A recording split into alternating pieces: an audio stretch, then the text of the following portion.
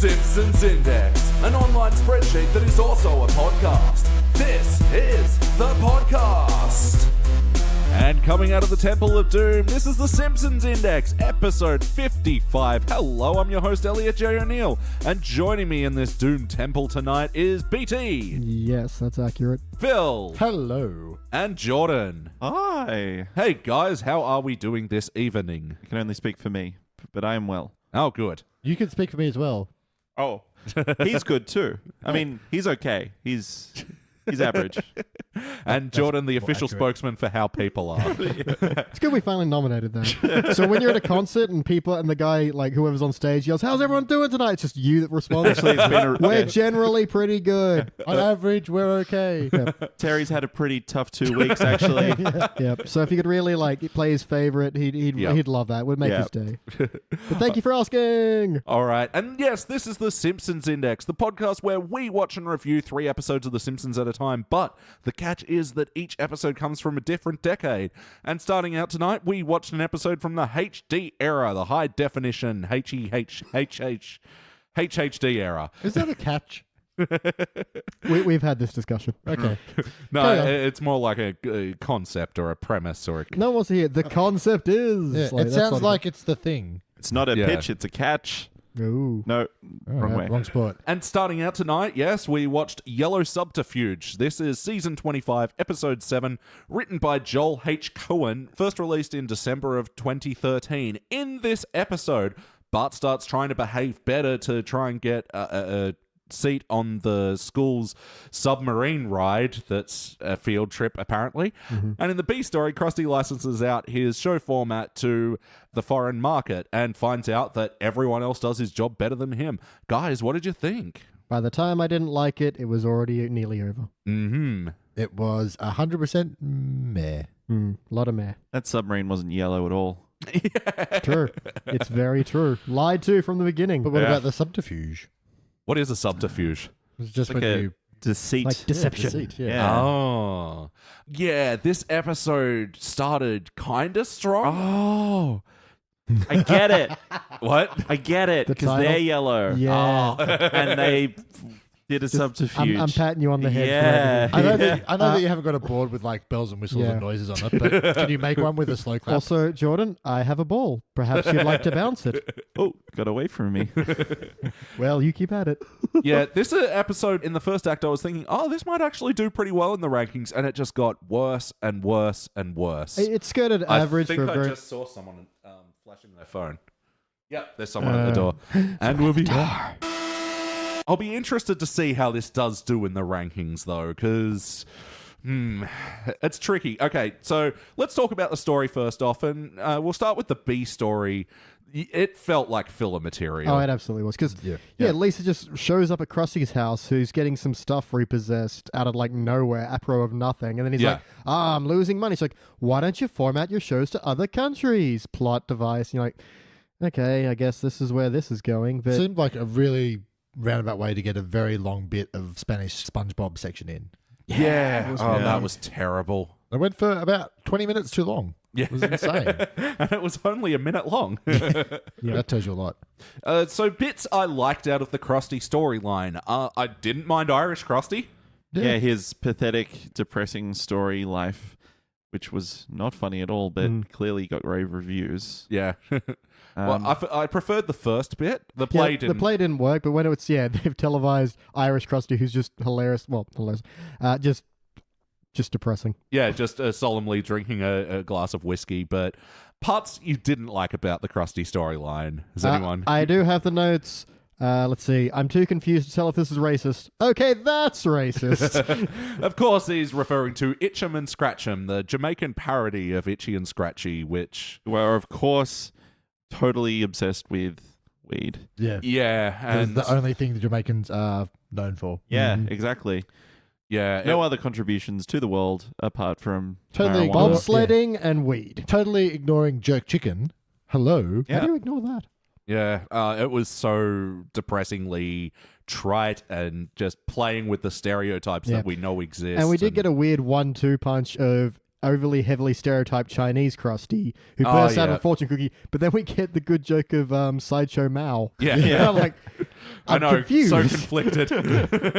Also, with the Jamaican one, was it called the Itch'em and Scratch'em Blow? Yeah. Oh, was it? No, I didn't even. I'd stop watching Yeah, it by that I'd point. start rolling my eyes when they were like, they smoke, they talk, they smoke and talk and smoke. Except they And made then it when super slow as well. They And it did. another thing, it's like they've padded out this show for an extra 5 minutes with just shots from other shows. Like I was bored Yeah. by the second time they said smoke and toke, I'd checked out, and that whole section went for another 2 minutes. Yeah, and it was sort of annoying because Krusty was licensing out his image and his show.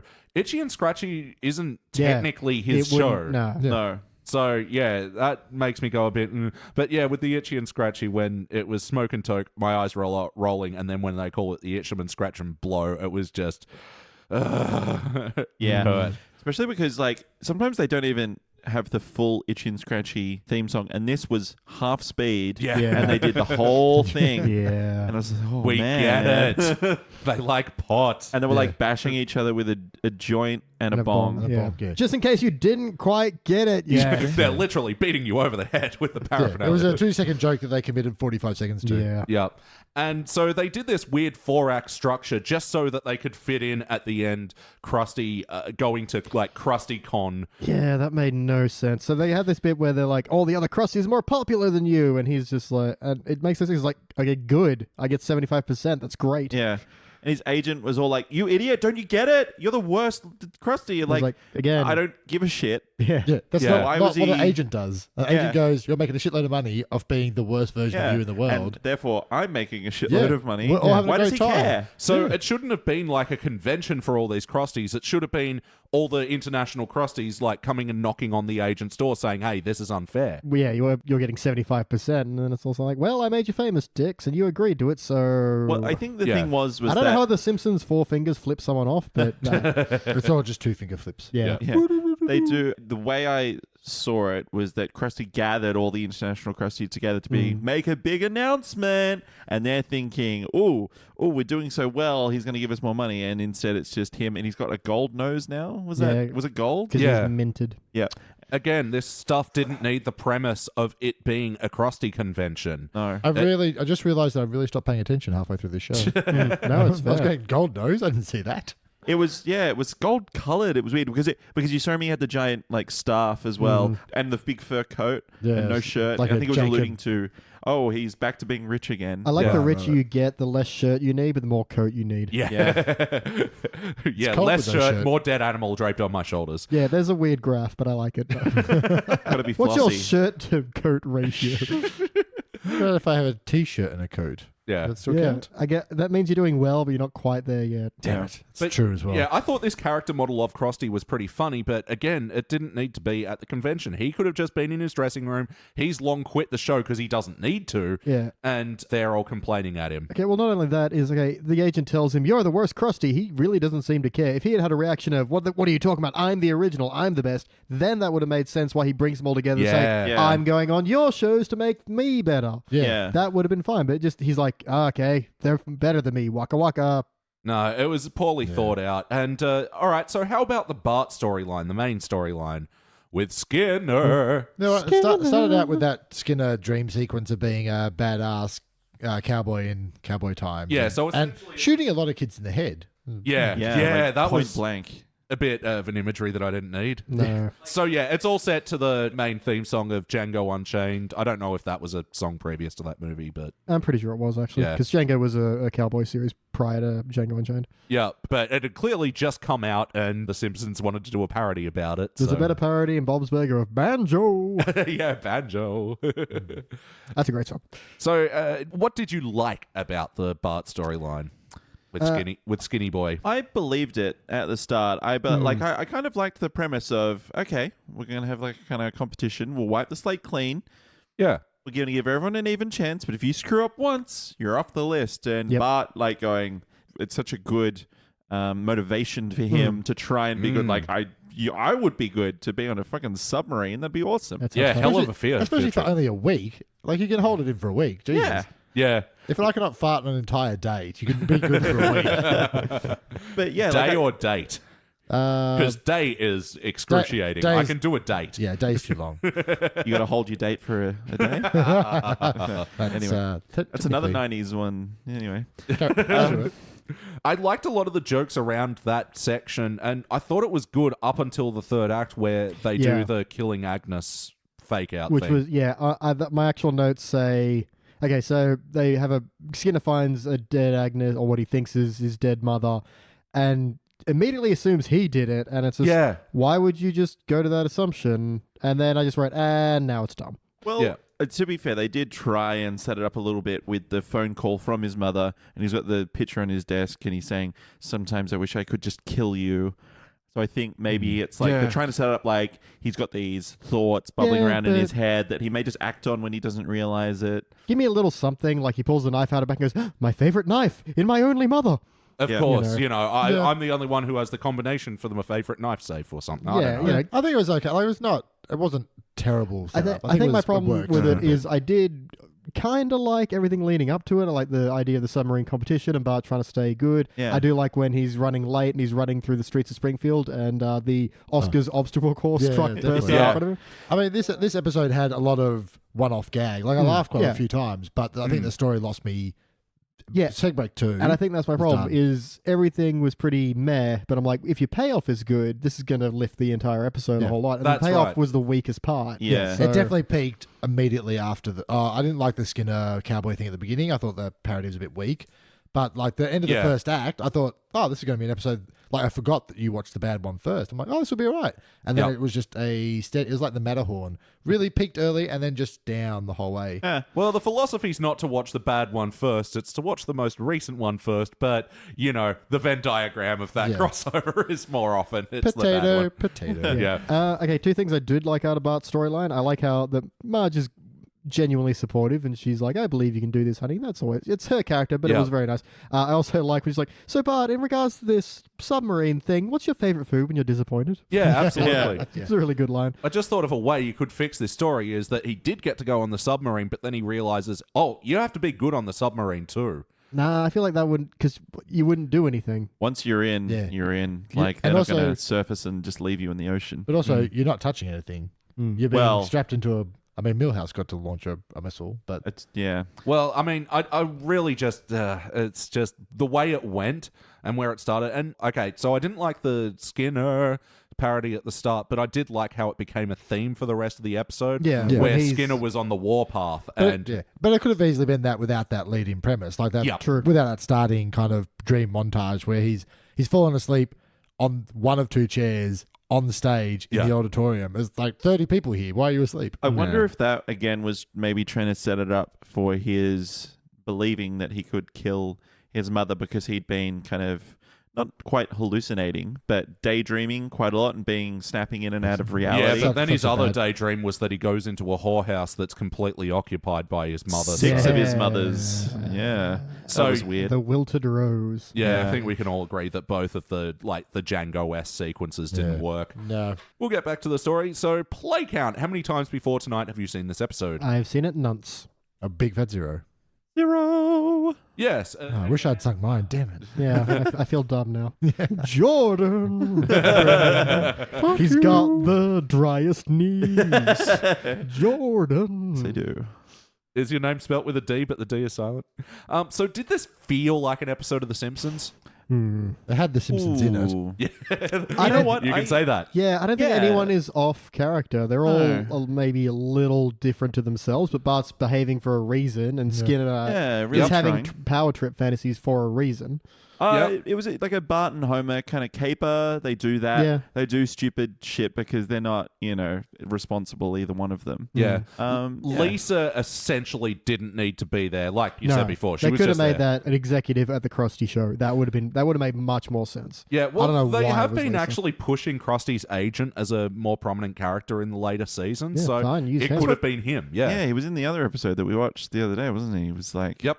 when he fired him, but well, whatever. Yeah. But yeah, maybe Yardley Smith just is contractually obliged to have at least 6 lines per episode, so they just needed her to do something. Yeah. Yeah. Turn up, say something, get out. Yeah. So with one thing of the characters not acting like themselves, Marge once again was just way too stupid, and it's like at the end she knew this whole plan was going along, but she thought it was like a school project.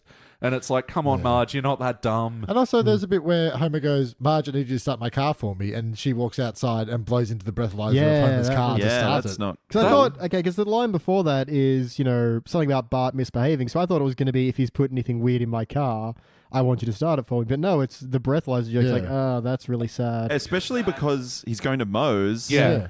So it's sad, unrelated to the plot, and just, yay, alcoholism. And also, in that scene where they were sitting around talking about how Bart's not going to be able to be good for 5 days to be on the submarine, why the fuck did they say the term ding dong 72 times? Is that a new thing? Have I missed a fad where ding dongs now, like, they all called each other ding dong. Yeah. They call themselves a ding dong. Yep. Yeah. I was like, what's going on? I thought that was really childish. The animation where Marge is trying to console Bart and like, don't worry, honey, they're the ding dongs, and Homer goes, what? Like that. And I was like, what kind of joke is that? Yeah. It's not a joke. It's not. Yeah, the one last point I want to make about the integrity of the show is that I just thought that the whole fake killing Agnes twist in it was too extreme for The Simpsons. Yeah. And also not based in anything. It was dumb. There was no Stupid, foundation dumb. for making Skinner think that he'd have done it. There wasn't enough foundation to give him motivation, or that he'd be stupid enough to not stack up the evidence himself. Yeah, there's no way that Bart and Homer could outthink Skinner just on a basic. Well, Agnes was in on it. Maybe she was the brains. Also, he is pretty maybe. gullible, Skinner. Gullible, but he's not an idiot. But the fact that, Bart and Homer walk up to his door minutes after he finds it, after days after he didn't let Bart go on the submarine, come on. Yeah. Dumb. Also, I feel like Skinner would have reported himself to the police and exactly. cop the, I killed my mother, here it is. Be like, it's a joke. Yeah, You being too hard on They other said people. it himself. What's he afraid of? Everything. That'll help. I did like We that as a can line. use this. Yeah. I did like that as a line. And see, if he's afraid of everything, why did they go to such an extreme length? Yeah, why Like- did you kill your mother?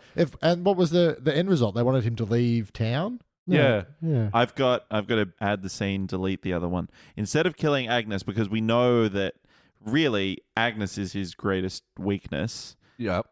have him evidence of him destroying the bath pillow and Agnes going ballistic at him. That's true. He would be in so much more trouble if they went in and just destroyed the bath pillow Yeah, absolutely. and framed him for it. And also, My I gosh. can't believe I'm about to say this sentence, but the bath pillow has history. I know. Yeah, that's It's it. come up at least twice. And no, all they used it for was for Homer to suck jam out of it. Which Oh, that was weird. I liked how he goes, just call me the cleaner, Another Yeah. reference to another Quentin Tarantino. Yeah, but we don't need to see a grown man sucking a jam-filled pillow. Well, You speaking don't of which, need to see. speaking of That's what I which, said. how about the wackiness of this episode? What were some of the wackier moments that stuck out to you? These are actually two. They're relatively wacky, but I want to really draw attention to them because they're my haha, and then fuck off. Yeah. One was Bart's like, I buried all my whoopee cushions out into the yard to avoid the temptation, and I really like Homer walking around in basically a whoopee minefield. I But really like that. gingerly as well. Yeah, like, what the hell? But then it gets ruined by Bart going, that's not where I buried them. It's like, no, you had a good joke. It was- Why did you fuck I it thought up? the same They thing. kept going. And then again, when Krusty's got a Shetland dolphin in a small tank, I laughed at that. But then they followed up going, the dolphin speaks, and goes, Papa, and it's like, he's not your papa anymore. I was like, again, why? It was funny when it was just a Shetland dolphin. Yeah, you didn't Yeah. need to keep riffing on that premise. Skinner doesn't notice a drone with a beehive hanging inches above his No head. one does. I was just about to say that because that, again, was another joke that I like, and Bart pilots the drone to gingerly drop the beehive on the tree. That was great, but then it went into outer orbit and then made a that was gravity weird. reference. Of all bloody things. Like, that was definitely destined to accidentally land on Groundkeeper Willie's head and be Yeah. something else going on in the back, like a background gag. Yeah, that was going to be my Jordan Zane corner, was that, drone would not get into space. No, it's not at all. No, it's a weird gravity reference. She's like, I'm trapped in space with a guy I don't like. It's like, I'm pretty sure she'd like that guy in the movie. Yeah, But also, she wasn't trapped in space. He died pretty quick. Yeah. Got like a space crap through his face. Spoilers. Yeah. He dies in the beginning. I was gonna say, and they've kind of already made, like, there was a better joke at I think it was the Golden Globes the next year when Tina Fey and Amy Poehler co-hosted, and they were like, George Clooney only had 20 minutes because that was as much time as he could spend with a woman his own age or something. So, about the wacky. This was overall a pretty wacky episode. We kind of went over it with all the whole Agnes bit, and then at the end when she reveals that Skinner, I heard you say that I'm glad I'm gone and I'm going to be meaner before. And but how could you possibly be meaner? I've stopped taking my nice pills. No, you were almost taking literally what the gag was. Fuck off. Let's just end this fucking dialogue run already, would you? It's like, no, we're still beating this dead horse. Yeah, all he is. Oh, sorry. One other wacky thing. The Springfield Lighthouse is destroyed. Yeah. Oh, yeah.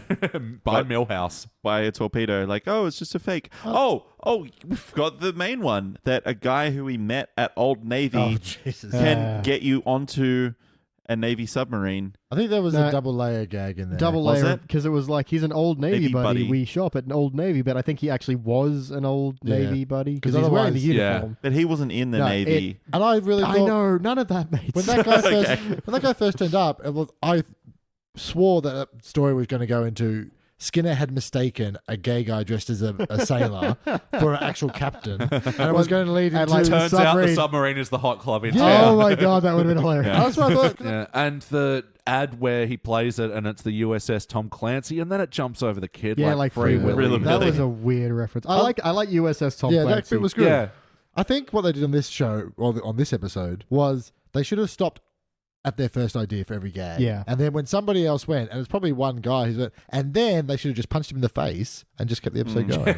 Because all their jokes that generally fall flat on the second bite. Yep, I completely agree. They just didn't have the bravery to take one and then leave it. It was that guy at the party that has an awesome one-liner and keeps referencing it the rest of the night. And you're like, come on, Roy. Come on, that one guy. Stop it. I did like the animation, though, where you could see like the submarine coming out and him like, the little kid, like it jumping. Then it pulled back and you saw like the full submarine like still emerging from the water. I kind of like just the shot of it, not the joke. But anyway... like the accuracy towards the submarine itself. Yeah. It was like it was in slow-mo, but it was just like just coming up Still really slowly. Submarine's a big kid. You're going to be standing there for a while. Yep. So how about the heart of this episode? I thought in that moment when the submarine went off, that was a great, like, oh my God, he really didn't get to go. Bart's just standing on the pier and he's just still standing there as the sun goes. It's like, there's some gravity there. Opportunity to learn. Mm-hmm. Grow as a human being a little bit. I did laugh when Homer turned up and he says, I don't know what to say, but mainly because I don't know what's going on. Yeah. And he's drinking a pig gulp. Yeah, that was odd. And then he just like, there's a shot of him throwing it next to the garbage bin, so he litters on the ground, but it's next to the place where you could normally put it. It's a weird kind of like... It was like, people do this. It's like, what point are you making? Yeah, it's actually pretty awful. Yeah, it's just unfortunate because it seemed to go for that heart moment and kind of hit it pretty well. Like, Skinner unfairly was not letting people on, and this was like the biggest unfairness. The second bite. Well, is it unfair? I think that he didn't obey the rules. He did trick money footprints into the school. Yeah. Oh, and that reminds me, I was going to mention before, Bart trying to get to the school on time. That really should have been set to the Ferris Bueller music, right? Yeah, absolutely. Thought so. Or even just church on time would have been something. I thought it was a real dick move from Skinner because he gave Bart a ray of hope. Yeah, so by clean saying, my car. like clean my car, see if you can. Oh, you even got the tape out of the cassette that was stuck in, and blah blah blah. And then just like, no. Yeah, that's a dick move. Just real jerk. Clean my car and maybe I'll let you on. Yeah, now you've cleaned it. No. Yeah. So I think he deserved anything he got, to be honest. Yeah, it was just too extreme to make a dude think he killed his own mother, even if she is an Agnes. I don't really have any other notes about Hart here. His fake ID was called Dick Fiddler. Oh, just kind of funny. That was so on the nose, though. And especially like when they brought it back with the Django theme, Fiddler. Yeah. Like, there was a really bad banner gag or sign gag at the Krusty convention that said 42 Krusties of the world, and then underneath it said, we're all leaving in the same car. Like a clown car bit. car. On to the counterpoint of that, there was a good sign in the canteen which just said, "Caution, pointy carrots." I didn't see that. Yeah. Interesting. So yes or no, would you watch this episode again? I feel like I'm not bothering to change it if it's on, but I will take a nap. Yeah. Like, I won't watch it, but it'll be on. I don't know if I'll change it. Yeah, I won't be watching this again, and I will actively walk out of the room if it's on. Yeah. Neither will I. This is skippable. Yeah. Totally skippable. I'm just saying, again, hangover test. I'm assuming the remote is too far from me.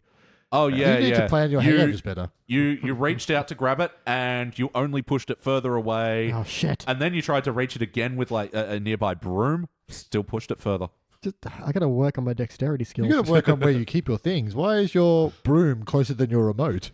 Because you had to kill the rats that keep swarming. They don't call it the Temple of Doom for nothing. Well, they're snakes. No, we call it that for nothing. But would you watch this again, Elliot O'Neill? I think if I didn't see the Django bit, I could be fooled into thinking that this is a good episode. But then as soon as they do that musical sting, Skinner, I'm like, oh, wait, no, it's this one. No. It's not worth the ride. Because it is. It is funny in bits, especially in the first and second act. But it just falls apart so fucking hard. Actually, I think that's a good review. It's good in bits, but it falls apart fucking hard. Could have almost ranked it there. But no, we're just going to go through our final notes. I have one joke that I liked, which was Bart like, I'm not used to behaving this well. I've got these red marks. And he shows a test with A+ written on it. I liked it. Did like that one. Did anyone else have any other notes, jokes, or story points? Are we doing the cracked question? Oh, yeah, the Cracked Movie Club question. Are there any scenes that you'd like to remove or enhance or expand? Or... Why, yes, there are, Elliot J. O'Neill. I kind of wanted when they announced... Seems like you led into that question. Yeah, well, it's because I had a note, and I was saving it. When Skinner announces the field trip for the ride on the sub, I wanted a little shot into Bart's imagination of him being on the sub to kind of a motivator why he... I mean, it sounds cool, but I want a little bit of visualization of what he wants and why he's so motivated to be on this field trip. Yeah, it just sounds cool in general, but, you know, it felt like there was some jokes to mine there. Yeah, like... A little daydream of him running about the ship. Yep, absolutely. Getting to fire torpedoes and then, like, finding out the Millhouse got to fire a torpedo. Yeah. Just something. I'm not going to write it. I couldn't be bothered, but, you know. Yeah. Well, just something. Neither could they, so exactly. there you go. Yeah. Any other scenes that you guys would like to expand, change, remove, or... The whole scene where Bart sets up a sound pad with Barack Obama to call Skinner. Yeah. That kind of was okay, and then when the bird came and started pecking the buttons randomly, yeah, that's what made Skinner go, wait a second, is this person pranking me with this phone call immediately out my window to my... He is! Yeah. Mm-hmm. Like, I could have stopped earlier or not been in there at all. Yeah. I liked how it started, but again, it just limped its way to the end. Yeah. Yeah, the second bite is their second take at things. Everything that they did twice, they did badly. Yeah, absolutely. I'd like to get rid of at the start, the Django. I mean, the whole Django bit at the very start with the killing the bullies and everything. But there was actually a kind of a gross Sherry and Terry in kind of like old-timey prostitute gear. Yeah. And one of them swooned, like... that made me feel a Which bit... they saved mildly by then having Flanders swoon, just being like, oh, people are just swooning. But yeah, for a second there, you got prostitute, but they didn't need Sherry to be... Terry swooning. They could have been old-timey West children. They didn't need to be like, in the fishnets it felt and a little stuff. Weird. I take that out. That's not necessary. Yeah, and it didn't have any funny rhymes with it. He made Bart spill his milk. Like, yeah, because he shot him through the hat. It's like, yeah fair enough. He spilt Bart's milk, actually. Are there any other final notes of things that you want to mention about this episode? Caution, pointy carrots. Yeah, no. I liked that they gave Wendell a last name on his list. Weasley. Yeah, Wendell Weasley. I did like that. I was like, what is his Didn't see surname? that. Very appropriate. For Hart, we missed that apparently Seymour and Agnes sleep in the same bed. Yeah, I feel like that's been established. Is it? Oh, okay. I don't know. But they do have like a lot of jokes about how Strange creepy relationship. They Yeah. had some Well, boundary is that because he issues. said I woke up and mother wasn't there? Yeah. Yeah. I just assumed that meant he wakes up and she's standing over him every day. I think he said wasn't next to me, but I can't Yeah. remember. Yeah, I I can't have, but remember. I didn't presume that was in the same bed. Mhm. No, they do play with like the boundary issues of their relationship. I loved Willie's watch.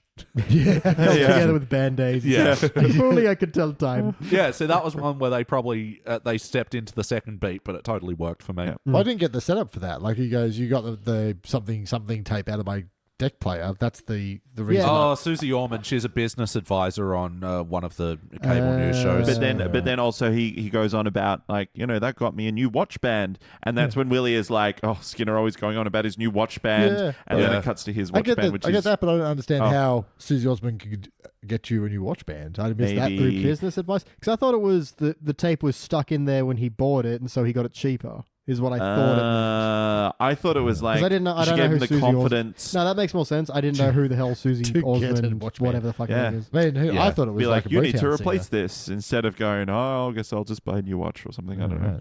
I actually only know of Susie Orman because of 30 Rock, when Kenneth he either leaves or gets fired from the Page program, and then he consults her for business advice on her show. Oh, yeah, that's right. Yeah. I think that's when he got fired. And actually, speaking of 30 Rock, we've got a very interesting corrections index to do. Ooh. Oh my. Let's correct that now. All right, so in our last podcast when we were all together, we reviewed the episode Love is a Many Strangled Thing.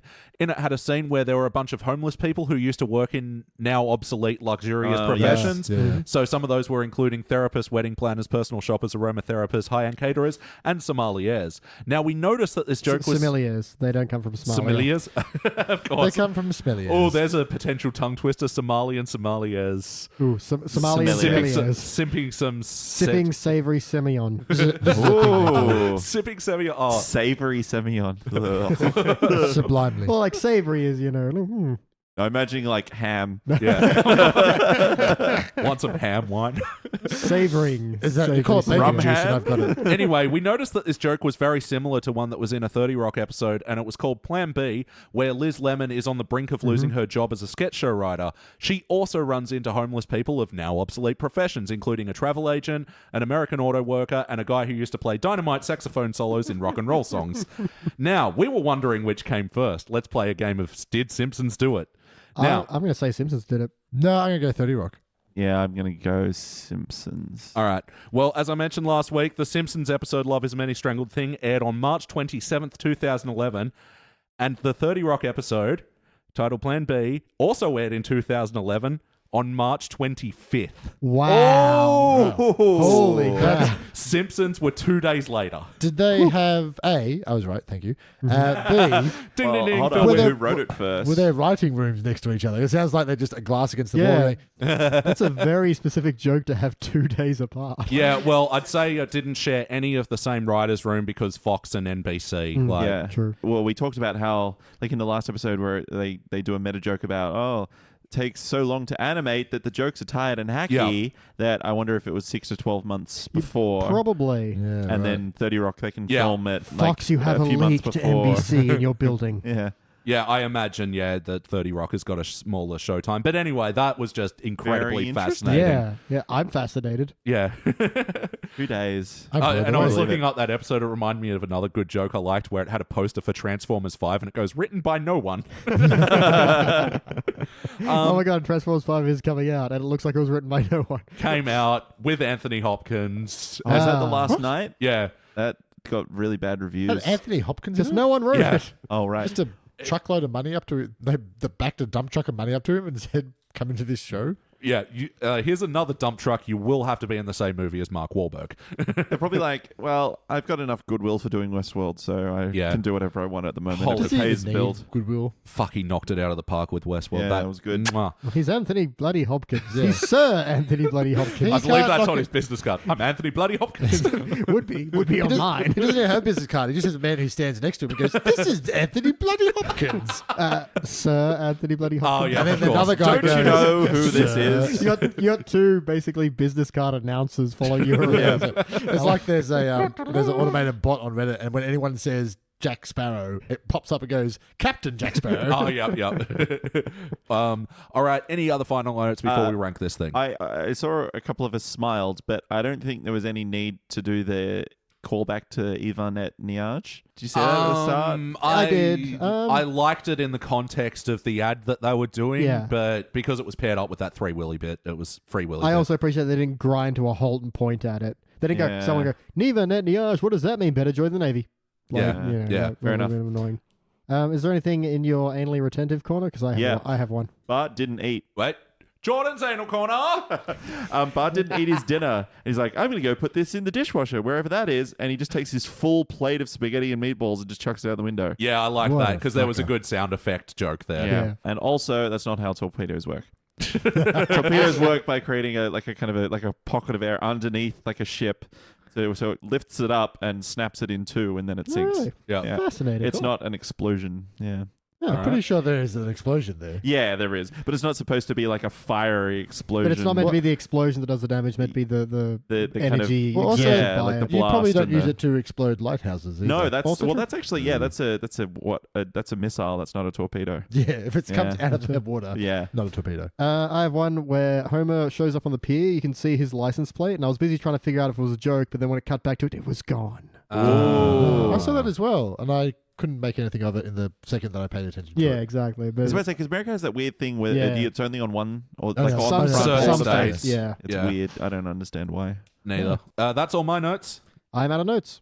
Yep. Let's rank this thing. All right, let's rank this thing. You're supposed to be all like, "That's my line." I'll edit it out so no one knew that he stepped on my bit. Damn it! That's right. You monster. Let's rank this thing. On the Simpsons Index, we We rank rank this thing. I'm ranking all things. You C minus.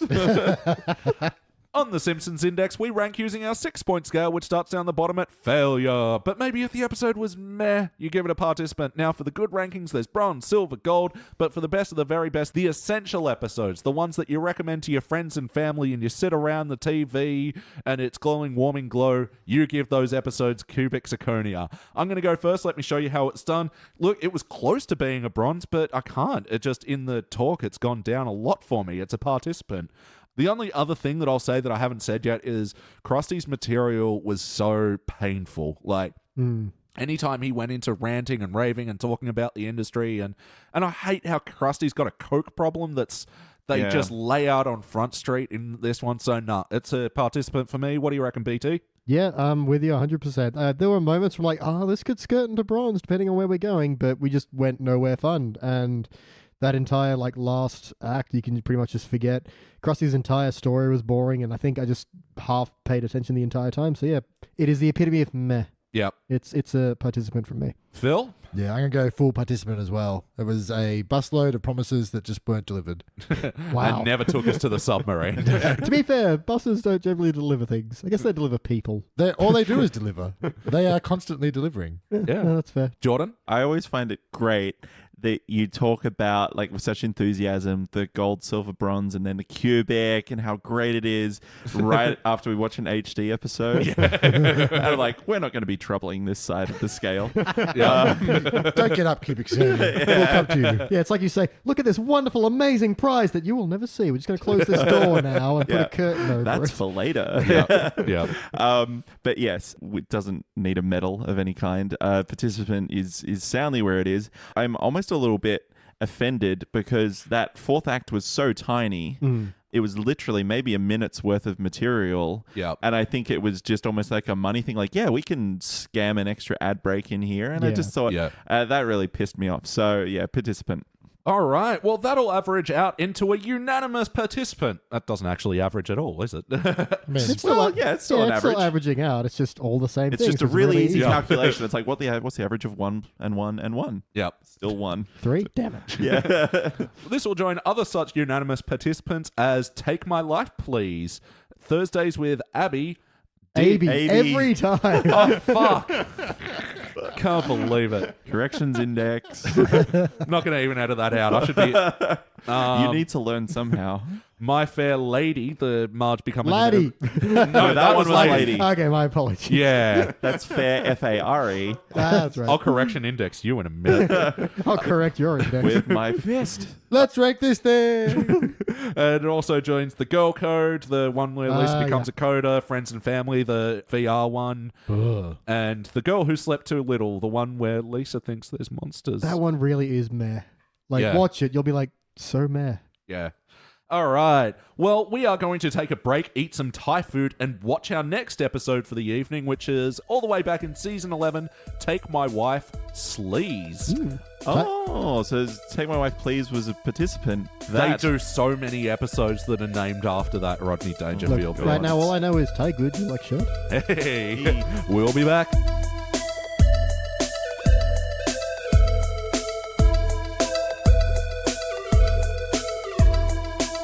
We are back, and we just watched season 11, episode 8, Take My Wife, Sleaze.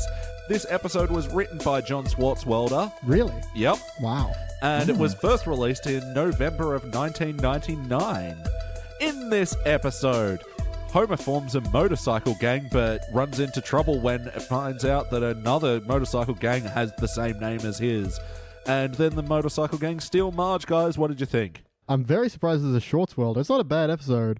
It's just, it feels like it doesn't have those Schwartzweldian moments to kind of give away it was written by him, so... No, it really doesn't. Didn't have any of those, like, callbacks or 1-2 punch. Like, the closest thing to a callback was the resume joke, which I don't think was very funny. Wasn't great. No. Yeah, I think that's a summary for the whole episode. It was all right, but it wasn't great. Yeah, I had some laughs, killed some time. Yeah. Killed some friends. Like, this actually has a lot of moments that I keep referencing throughout my life, and I'm actually surprised. I don't think, I enjoyed this one as much as I thought I would. I was kind of on the same boat. I've only got like a half page of notes. I suppose it's Schwartzweldian in the sense that you can sum it up very quickly. Homer starts a motorcycle group. Yep. The Hell's Satans, which to me is just a fucking fantastic name. Although I do love the alternate title, The Christ Punchers. Yeah. I was really hoping that one of the jackets that he got would have, or he'd misdone it and it would have been Hell's Santas or something like that. But I did like that, his gang's colours was baby blue. Yeah. I liked that when they get their jackets, they're like, ooh, machine wash warm. Which Tumble is like, dry. Ooh wow, la la. he's probably gone all out, because anything that's like really shitty fabric is always like machine wash cold at the best, or just I machine wash cold everything, or just dry clean it only. But if it's able to be machine washed warm, then it's like good quality, solid fabric. I am unaware of how to change that on my washer, so... Okay. So let's talk about the story now. This is one where it absolutely makes a left turn at the end of the first act, but at least the first act, the Greaser's Cafe, was sort of tied into the story. Mm-hmm. Thematically, at least. That's another one of their tropes where they see something on the TV and they're like, oh, that looks new and what a great idea, we should go. And so they do. I like how they go, let's go tonight. No, we'll go next month. And then it goes 1 month later. And I do like that this is one of the ones that starts with them watching television. As we've said before, this happens a lot, and I really should be categorizing from the beginning. Yeah, this is another one where this Guinness World's Record thing always stuck with me over the years. The man without a face. It's so dumb. But I can see a man who can do the fewest number of faces with 0. Yeah. Oh, that's right. I love a dog that couldn't predict anything. Dog just so cute. Like, world's stinkiest tumor. Yeah, and Lisa did make a good point. These records used to have some class to them. Well, I was about to say, I think Ripley's started cutting in on their turf, so the Guinness crowd were all like, hey, we're going to fight back. Always hated Ripley's because they always had that asterisk, is believe it or not. So they did put up a lot of falsehoods. Also it was hosted by Dean Cain. He was. It was like produced by Dean Cain. It was like his project. I found that out recently. Really? Wow. Yeah, I heard him interviewed on the radio because he was out for Supernova, and they're like, "So what kind of things you done after Lois and Clark? That's what you're known for." He's like, "Oh yeah, we made Believe It or Not, and I really love that. That was my passion project, and I put everything in my Superman money in there." I was like, "Wow, really, guy? I hope that worked out for you." Because in one episode, he's presenting a whale penis. So, good on you, Dean. That's his dream. Yep. Look at me standing in front of this whale junk. Which he calls a dork. Yeah, that's the technical name. That is. Yeah. And a dude is the camel stick, I believe. I think that one may be made up. Believe it or not. Oh. I choose not. So about the story Checkmate. and Homer's and the Hell Satans, what do you guys think about all that sort of stuff? Yeah, that kind of worked. Yeah, they had it was basically a motorcycle version of when they had a neighborhood watch scheme. Yeah, it was just a rag. Although everyone else in that gang disappeared very quickly. They lasted 2 scenes, and then we never saw them again. It was a good ragtag gang of Flanders just on his bike, Lenny's on a ride-on mower. Yeah, and I love Carl's. He hired a moped and there's a Hertz logo on it. I liked that all the rest of the town kept referring to them as troublesome youths and stuff like that as well. Just buying into the fantasy. All you kids to get out of here. And, Yeah, so there was at least a callback with Wiggum being hassled by them, albeit just on very low stakes. I did like that quote there. Those oink noises really hurt my feelings, looking like a pig as I do. And I just wish they stopped that there. I felt like the rest of Wiggum and Homer's banter in that section just went too long. Him going, but you're beautiful on the inside. Yeah. It's well, be that as it may, I didn't mind the line. We have a saying around here, and that is, let Missouri deal with it. Yeah. That was okay, but you could have gone, Yeah, I'm not coming to help you because you hurt my feelings, and hang up. that was enough. Yeah. But I did feel like they really rushed the third act a lot, especially all to do with when they kidnapped Marge and everything.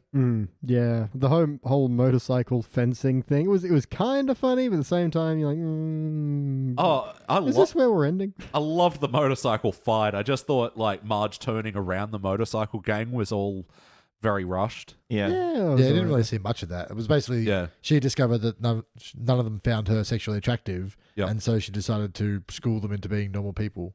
It's kind of how that storyline went. She was kind of doing it before as well because they were so impressed with she could make these are the best waffles and clean things. Yeah, exactly. And I'm going to put another load of bandanas on. But that's why they took her with them. Yeah. And then I don't know why they then decided to go while they're camping in the woods. Yeah. They've decided to become active members of society. Yeah, turn themselves around at that moment. But not be able to pronounce. Well, I think because it was presented Marge going, well, there's another way, and they're all like, what?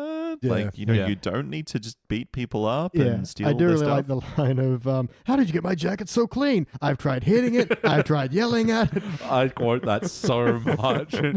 How'd you get this patch sewn back on? I've tried spitting at it all afternoon, but so that was good. So just quickly with the guest stars of this episode. There were a lot. Yeah, there were. So first off, Jay North, who plays Dennis the Menace, who was the original Menace. Oh, wow. Yeah. The original Menace. I did sort of like how they were kind of poking fun at Bart in that moment. Yeah, a little bit. Oh, I'm the original bad boy. I stepped in Mr. Wilson's flower bed. It was very much not an exchanging of the baton, but taking the piss out of the baton from one guy to the other. Yeah, because they had Bart rolling his eyes as they had the shot of Jay North's butt, and he had the slingshot as well. So it kind of worked out.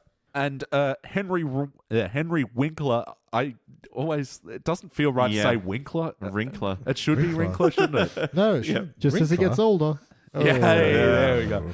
Henry Winkler and John Goodman were playing the two main bikers, Ramrod and Meat Hook. What do you guys think of their performance?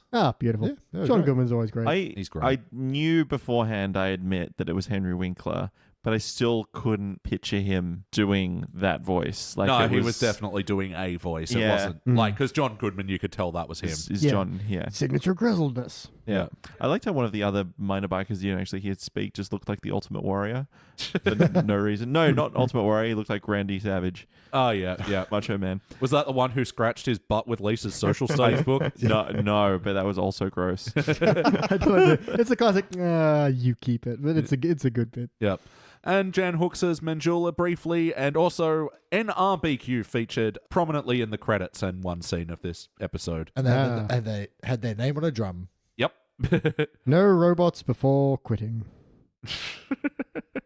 I'm sure that's no what it robots bake quiche. No racing by cocksuckers. Quack? Quacksuckers. Are they people that go to Rottnest Island to go suck on quackers? Yeah. Oh. Yeah, it's quacksucking season.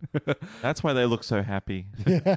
International listeners, if you've ever heard of that island in Japan that's all bunnies, we've got one like that, but it's all quackers. They're tiny little kangaroos that are super friendly and they're so cute. Look up quackers if you haven't. They're just the most adorable goddamn things on the planet. They're actually the best animal to get a selfie with. I thought you were just going to say the best animal. just They innocent. Yeah. They win. If you get 12 of them, they form together like Constructicons. To them, like ultimate cuteness. Yes. So Australia, we have lots of terrifying things. We also have quackers. Yep. They balance everything out. Offset the spiders. All right. So moving on with the questionnaire, play count. How many times have you seen this episode prior to tonight? I'm going to say like 6. Yep. Yeah, I reckon 3, 4, 5, something like that. 6. Counting with Phil. Between 1 and 10. Damn it. So much Thinking more of a succinct. number, it's between 5 and 10. Yeah, I've seen this a good probably 20 or 30 times. This is like actually one that I really associate with the era that I'd watch Simpsons on Foxtel. Like, yeah, so I've seen this one quite a lot. Oh, sorry. The 1 to 10 was not for me, by the way. I was paraphrasing Phil or trying to. How many times? I have you don't seen it? think, as I was saying, I don't think I've seen this before. Oh wow, What? I couldn't place it. I didn't recognize it at all. Interesting. Yeah, I 'Cause, never like- had Foxtel as a child. Neither do we. Oh. And we still managed to see this episode, Jordan. Oh, Maybe if you cared a little more. When you don't have I Foxtel, didn't. you watch all the Simpsons that come on 10. Yeah. Or you have that friend like me who videotaped them on a VHS and passed them around illegally. It was our early version of Kazaa and iMesh. You're literally being recorded. I'm pretty sure the statute of limitations of copyright protection. Oh, you're a copyright lawyer now? You are going to throw your might against the might of the Fox Corporation. Originally, statute of limitations was only like a month for copyright infringement. However, due to Disney, it's now 40 billion years. Damn it. The numbers might be off a little bit in that story. Some of that may be fictional. I was about to say, anything between Believe now it or not. and 36 billion years before the beginning of the universe. Now, Yep. when the sun goes out, no good. Disney owned that time. Any impact or memories this episode has with you? Fortunately, no. No. I'll direct the question to the would Calloway say- corner. I remember the motorcycle fight, but the rest of it's kind of nothing particular. There's not any one-liners that I used out of this in my day-to-day life. Yeah, like I said, I really love the hitting, punching lines. There's not too much else I can really think of off the top of my head from this one, though.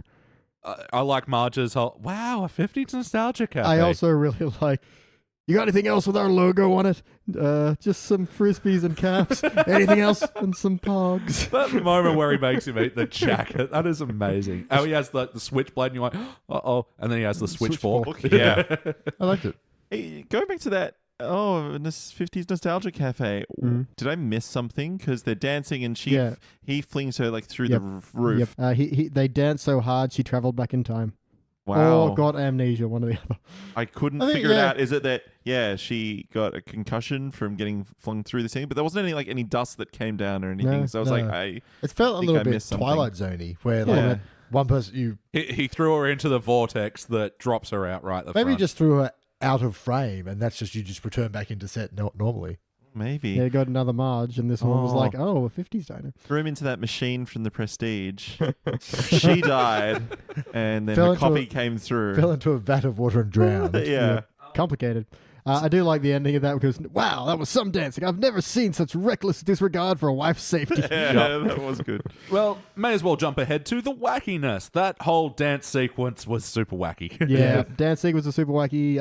Motorcycle fight was super wacky. That was a reference to The Adventures of Robin Hood, Which one? the motorcycle fight with Really? the up on the stairs and everything. That's a reference to every fencing fight. But Robin Hood kind of did it on film first, I Yeah. guess. They're taking the credit On for film, in a sword fight in green pants Yeah. first. I really did like that whole sequence with the motorcycle fight. I mean, it's ridiculous. But That it looks good, yeah. And it's, Yeah. that. it's Super fun. wacky as and, well. you know, Homer loses the motorcycle and Marge throws one up to him. It's I was waiting for a chandelier because I could swear that I remembered the chandelier moment. Yeah, just in the like middle Errol, of the woods. I Errol like Flynn it. one. Yeah. like a cut down and scoots across the other side, but Yeah. it didn't happen. I obviously made that up. And I did like the Bart teaching Homer how to ride a motorcycle montage. It that was pretty just good. really sweet. It's cute. But I love where he loses his pants in the chain. He bends down to get them, and he loses his shirt in the chain as well. Yeah. I was like, And Bart's got this kind of like concerned, like, "Oh, you poor idiot," like kind of look on his face. Yeah. Was it a real song or was it like a? I'm assuming it it's a sounded joke very song. Cat Stevens-y. Yeah, but then you listen to the lyrics of it, and Yeah. they're very...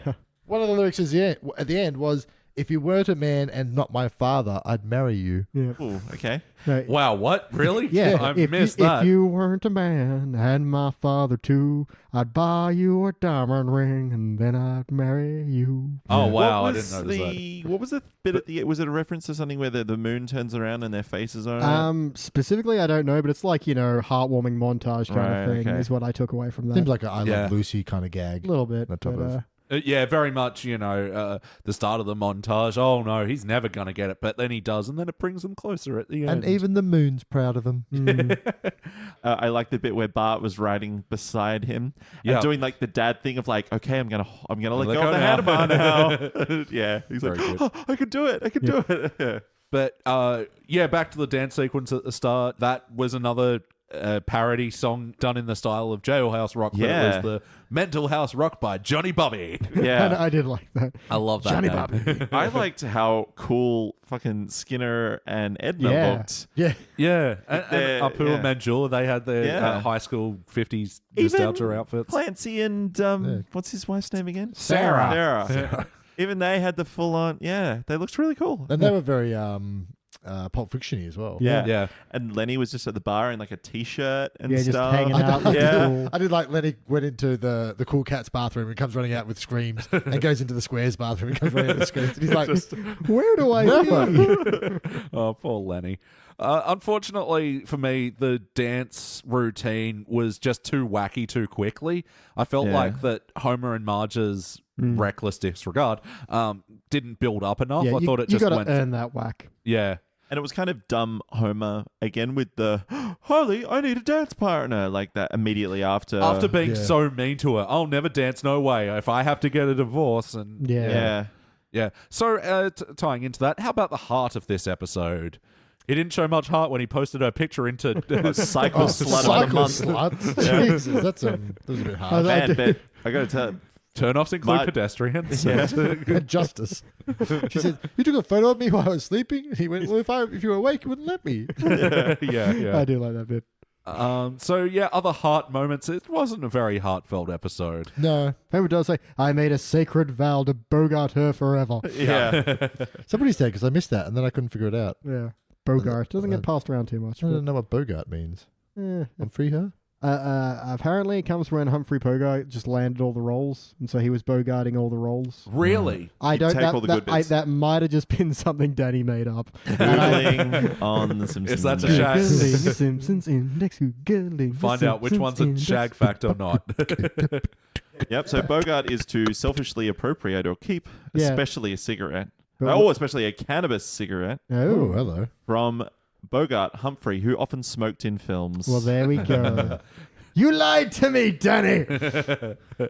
No, it's Possibly.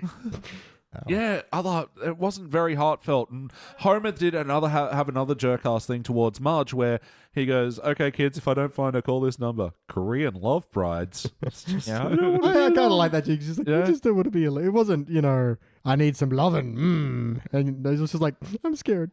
Yeah. It felt bad that he I felt bad. gave it to the kids, I mean, it's not quite heart, but it's the commitment that Marge has to okay, so our house is, I like the establishing shots kept getting gradually worse and worse and worse as well, more holes, more tire tracks. I think it's neat you've decided to crash here. Yeah, but Marge is so committed and okay, so yes, we have a motorcycle gang terrorizing a house, but that's no excuse to, be untidy, and she's cleaning Putting and still pads cooking, down. being nice to them. Probably thinking, that Homer loves his bike so much that, okay, I'll just put up with it. Homer clearly can't get them out of the house. Well, Yeah. true. Yeah, I There's think a it's lot just of them. There's no other options. Later on, he's punching Meat Hook directly and can't even hurt him. Yeah, that was a great moment where he's like, what do I do here, Marge? It's just getting pummeled. He's using violence. Then again, he took out most of the other members, but just not Meat Yeah. Hook. Maybe he's just super tough. Yeah. His name is Meat Hook. Yeah. This is true. He's literally killed for waffles before. Yeah. That's a very dark joke, but I did like I do. that. They're laughing and he just belts him in the arm once. But ultimately, did this feel like an episode of The Simpsons? Yeah, no one's off point. Yeah, it was pretty So- close. Homer's a little jerk-assy. Yeah, but not full. I think all his jerk-ass moments are generally have good jokes around it.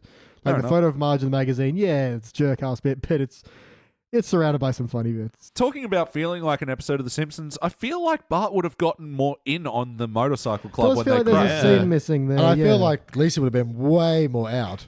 Yeah, well, I did like that she's just sort of found a little corner to hide in on her chair reading her book, and then some bastard just But scratches then his they were ass with also it. having showers in the backyard under a hose. Yeah. That was gross to me. I don't know why they were. Like, what happened to their toilet? because Rod and Todd were watching, or because You just don't feel like bad about watching. hose showers. Because Rod and Todd were watching, yeah. The whole Which thing. is weird. Is it because they're curious because they're so repressed? I would Yeah. say, yeah, Okay. that's what I take away from it. But All even right. if they weren't repressed, they're only, what, potentially 10, 11, 12-year-old. Yeah. Mhm. So Are they you're the same either- age as Lisa and Bart? No, They're all the same Rod's school. older. Okay. Todd's in their grade, but it was established somewhere at some point that they do go to a different school now. Okay. Oh, really? That They do go to a religious school. makes sense. Yeah. right. In answer to your question, though, I'm guessing the bikers have trashed it. That's why they can't use the bathroom. We do see one of them Big guess. drinking out of the toilet like it's a mug. Oh, Yeah, yeah. it's true, it's true, that's yeah. that's the Randy Savage one. That's the one I was thinking of. Yeah, so, I mean, I guess integrity-wise, no one's super off point. I do like Flanders as well, how he just wants to be in a little club, but... Yeah. Yeah, it's cute. He's like, well, if we did have me as a member, we could use my rumpus room with bumper pool. Bumper Ball! And also beer. Yeah. Yeah. Well, I mean, they can go to Moe's for beer, but bumper pool. Oh, Yeah. oh, just Mo doesn't have bumper pool money. no, but why does Flanders have beers? He's very much into his craft beer. I think it's been established he's more of a host. He does it for hosting reasons. He Right, he doesn't drink, remember. He had his first and last blackberry schnapps. Oh, yeah. yeah, good point. And, You tell her she's an old biddy.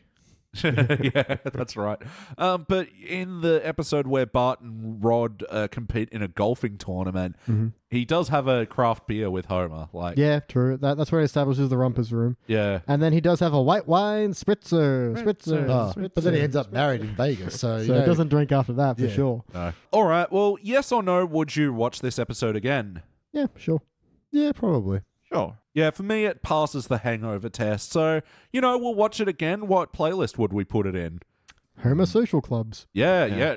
Flanders Rumpus Room episodes. Things that start with custom diners. Or take my wife, please variations. Yeah. Yep. Yeah, definitely. There's Take My Wife, please. Take My Life, please. Break My Wife, please. Take my wife's Shake sleeves. my life sleeves. Wait, what- my wipe wife weighs. wipe Well- both my sleeves, please. What are you trying to say there, Jordan? Homer and Bart touching moments. Nope, that sounds wrong. Nope. All right. And this Take has it been back. the last Touching. episode of the Simpsons Lead Index with the as we've been word taken off touching the and air. then go to names. Okay. Try it again. Homer and Bart. Emotional Bart and Homer montages. Yeah, there we go. Just got out of montage there. Barely saves it. But yeah, Homer clubs, motorcycles. There might be a bike playlist to put together there. Bike playlist? I can't think of any. So no, there isn't. Guest stars not playing themselves. Yep.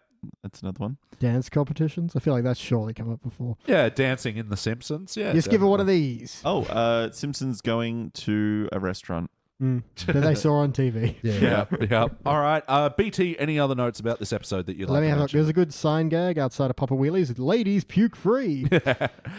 Just while we're there, I really didn't like any of the Papa Willie's material. No. No, Where it he keeps waking up like Stupid. Yeah. Yeah. Also, we've seen Homer take a million punches. He gets knocked out 3 times in a row with a pool cue in the back of their head once. Yeah. Yeah. Actually, I remember that bit I being see, different. I remember him walking in, it going all silent when they're glaring at him starting to talk, and then just being outside, and there was no hit, and he was just like, hey, how'd I get here? Oh, okay. They might have I done remember it differently, but They might have nerfed it for syndication or something. Maybe, possibly, but I think maybe it your was- brain's different. yeah, maybe I'm just laying outside on the ground with no idea how I got there. Let's see. I do like how they're Homer's talking about how he scared the bikers off, and they're all sitting around eating breakfast, and then all of a sudden they're like, "Hey, where's the food?" Yeah. They've just been eating nothing the whole time. I do like it. They go, "Where's the food?" And Lisa goes, "And why aren't I at school?" And I was like, "Someone's really dropped the ball here." They go to Camp Crystal Lake Playgrounds, a little reference to Friday the 13th yeah, series. that was very cool. And, Is it? I missed that. the lo- Yeah, I love how because as well it's the petrol station guy as well telling, which is like the That's trope right. from every horror movie. Oh, Like, that is so great. Yeah, it divulges every possible Yeah. relevant detail. I'm sorry, I couldn't be more helpful. I'll never find her. And last thing I like is when they're in the circle of death fighting. Me Too goes, "Arrgh," and Homer goes, "Arrgh." And Marge's like, I just swept the circle of death. That was great. Did you have any other final notes about the episode, Phil? No, that's pretty much. I think we've covered all the stuff that I've written down. I didn't write a whole bunch on this one. It was good, but there wasn't a lot of greatness to it. I got about half a page, but Yeah. we've covered off Yeah. everything. My second last note is Pogs. And I made some pugs too. Yeah. Sorry, my last line I like is when Homer's watching the motorcycle movie. It's the Tuesday morning movie, which is like a little slide in that how lazy Homer is. He's not even at work or doing anything. No, and it was very Tuesday morning-esque, where he's a rebel, I tell you, a rebel without a cause, just like in that movie we saw the other week. So, yeah, it's clearly a B-movie version of a much more popular Even movie. though the character was called Jimmy and looked just like James Dean. Like, they're probably doing a bunch of parallel imports there. parallel It's like a import. PSA about that film that was also a film. Yeah. Did you have any last notes, Jordan? There was another sign gag that I kind of tittered at. That was on the church. There's something about the Virgin Mary. Yeah. Yeah. That was great. I really didn't like Homer revving the motorcycle in the church bit, though. No. Did that land with you guys? No, not really. anywhere. Not at any of the other places they show him doing it. There's a million Like, in times bed you'd be told to like get the fucking motorcycle out of the bedroom. Like, I do like the implication that he's just driving it everywhere, Yeah. even into buildings and stuff. Yes. Dropping Bart off at his desk Yeah. instead. Yeah. But Well, yeah. see, that bit I liked because, Mrs. Krabappel, okay, children, we're going to be quiet because I have a hangover. But I do like when he goes, drops Bart off, goes off on his motorcycle, and he's like, disrespect our authority. And Skinner comes over the two ways, and he's like, do not listen to him. And Milhouse is like, but I already listened to him. It's too late. And then Nelson just clobbers him at the peak of how annoying Milhouse is being. Thank you, Nelson. Also, when they're looking at the 50s cafe, one of the menu items is Allen Ginsberger's. And I'm like, that's for a 50s Jewish beat poet. Like, that's not something you would really associate with, I don't know, a burger. But I get what you're trying to do. Alan Skinberg. I would want to try an Allen Ginsberger because I bet it's got pastrami on it or something. But I bet it's so good it makes you howl. Yeah. Just on the Nostalgia Cafe as well, I loved the ad where it was like, where it's the 50s every day of the year. Actual year may vary. Consult the calendar. Like consult the calendar. The one bit I didn't like was the bit just prior to Homer asking Bart to help him, where he's like, oh, promise you won't tell anyone. He goes, I can't ride. And Bart just laughs and he keeps laughing. And I'm like, that joke isn't that funny. And he keeps doing, and it cuts to, I think, 3 different scenes. He's on the he's outside, he's on the couch, then they're at dinner or whatever. It's and the classic laughing throughout the day at him bit. The part of that I didn't mind is at the end where Homer was like, can you teach me? And it's just, he's got that vacant, again, Labrador look in his eye. And Bart's like, yeah, sure. And he's just getting out the last little humps. Yeah, but like his immediate, of course. Yeah. Well, all you had to do was ask while I mocked you. Yeah, and at the start where Homer's pretending to ride the bike and Bart's like, wow, you're sure bending the hell out of that kickstand. Yeah.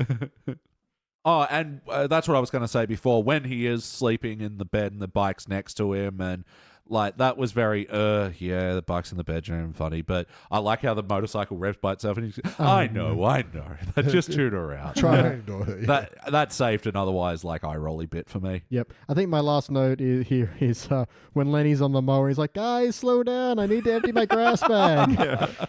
Oh, that was so good. I just love that section of that ragtag motorcycle club. Yeah, it kind of makes me wish that was more of the plot, though. The ragtag motorcycles. Stayed in town and then like the troublemakers. There was just a lot of good. That's where the episode's best jokes are, around that. And I kind of wish it was just went on for longer. Yeah, you guys are right, because when the motorcycle gang do come and crash their pad, it feels like... Nice quotations there, white guy.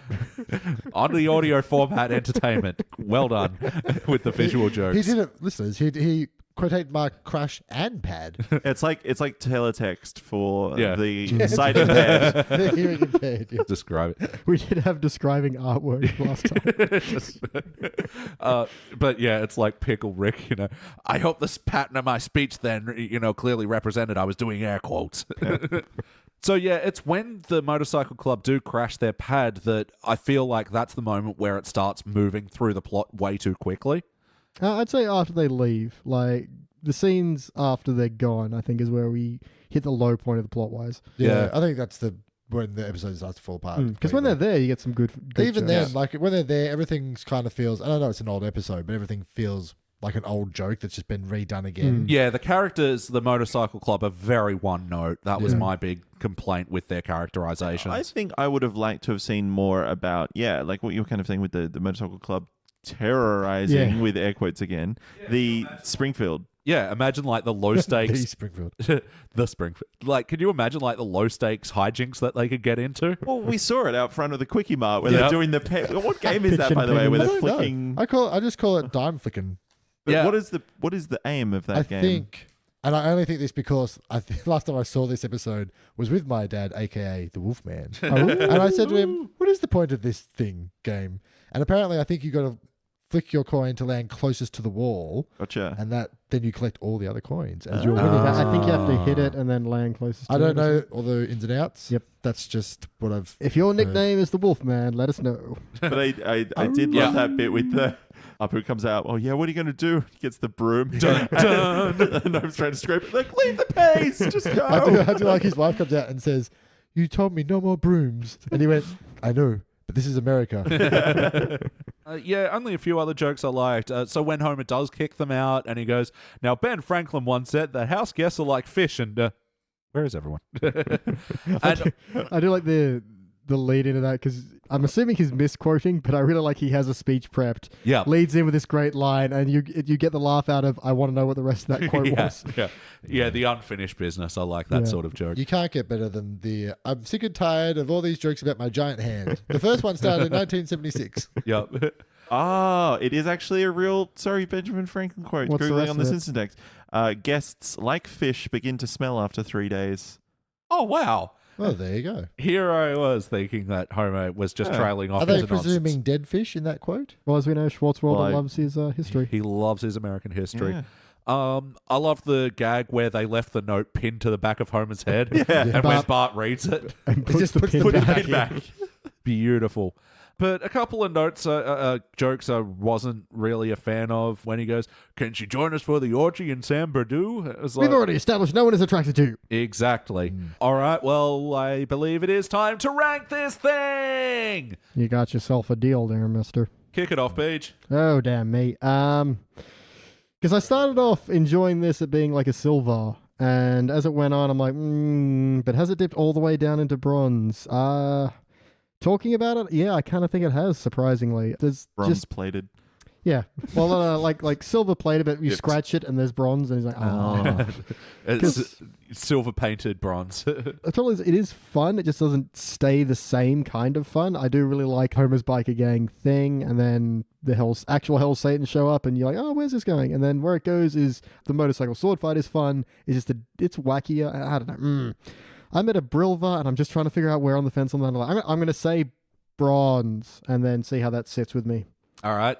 Well, look, I completely agree. My ranking is going to be a bronze. I went into this one thinking it was going to be a silver, but yeah, it doesn't really get into the plot good enough for me, and then it doesn't really get out of it. And Well enough. Superman doesn't get in the plot good enough. But yeah, where it didn't exactly let the plot down, it just could have been better at the end. And it's a difficult thing where the middle was the best part and the beginning and the end didn't quite land for me. So I'm going with a bronze. How about you, Jordan? Yeah, I was thinking, I think this is a bronze. And I'm glad that you guys have also said bronze because I was like, I think maybe they're going to say silver and I'm going to feel really mean. Well, it's your ranking. Yeah, man. I know. You but do with it what you like. I know, but in my guts, to me, like a bronze. Yeah, there was a couple of good laugh out loud jokes, and I wanted to like it more. Yeah. But it just didn't really strike me as kind of super interesting. The plot, like you said, kind of meandered a little bit, but then sped up, and yeah, there were some jokes I didn't really like. Bronze. Bronze. All right, round us out, Phil. I'm going a solid bronze on this one as well. Yep. I just found it was good. I feel like it peaked very early, maybe in the first act, and then everything else after that was not bad, Yeah. but it didn't carry along the promise. Yeah, it didn't live up to that peak. Yeah, I was just kind of like, it was good times, and then it got to be not terrible times, but just okay times. Yeah. No classic hits. I'd say it was like, it's white bread with margarine on it, but that's it. It was the okayest of times. It was the averagest of times. I had not a terrible night. All right, well, this will be a bronze all over, and this will join other unanimous bronze like Ice Cream of Margie with the blue hair, Dude, Where's My Ranch, How I Spent My Strummer Vacation, which we did before, Chief of Hearts, Falcon and the Doorman, Covercraft. Yeah, it feels a little better than some of those, but not a whole ranking I'd say, better. it sits pretty well with Strummer Vacation. Yeah. Like, good, but yeah. but they're glaring flaws, I think, yeah. Oh, the floors, they glare. Like they've been freshly polished. All right. Well, we are going... You sure you're not pregnant? I do have food, baby. There you go. All right, we're going all the way back to the classic era now, where we're going to go watch Bart After Dark, a.k.a. Putting the Spring in Springfield. Let's say it's not all the way back. It's only 3 seasons. Yeah, that's 3 years. 3 years before the last episode we watched. Back before time began. Using magic. Just Scooby-Doo ending. All right, we'll be back.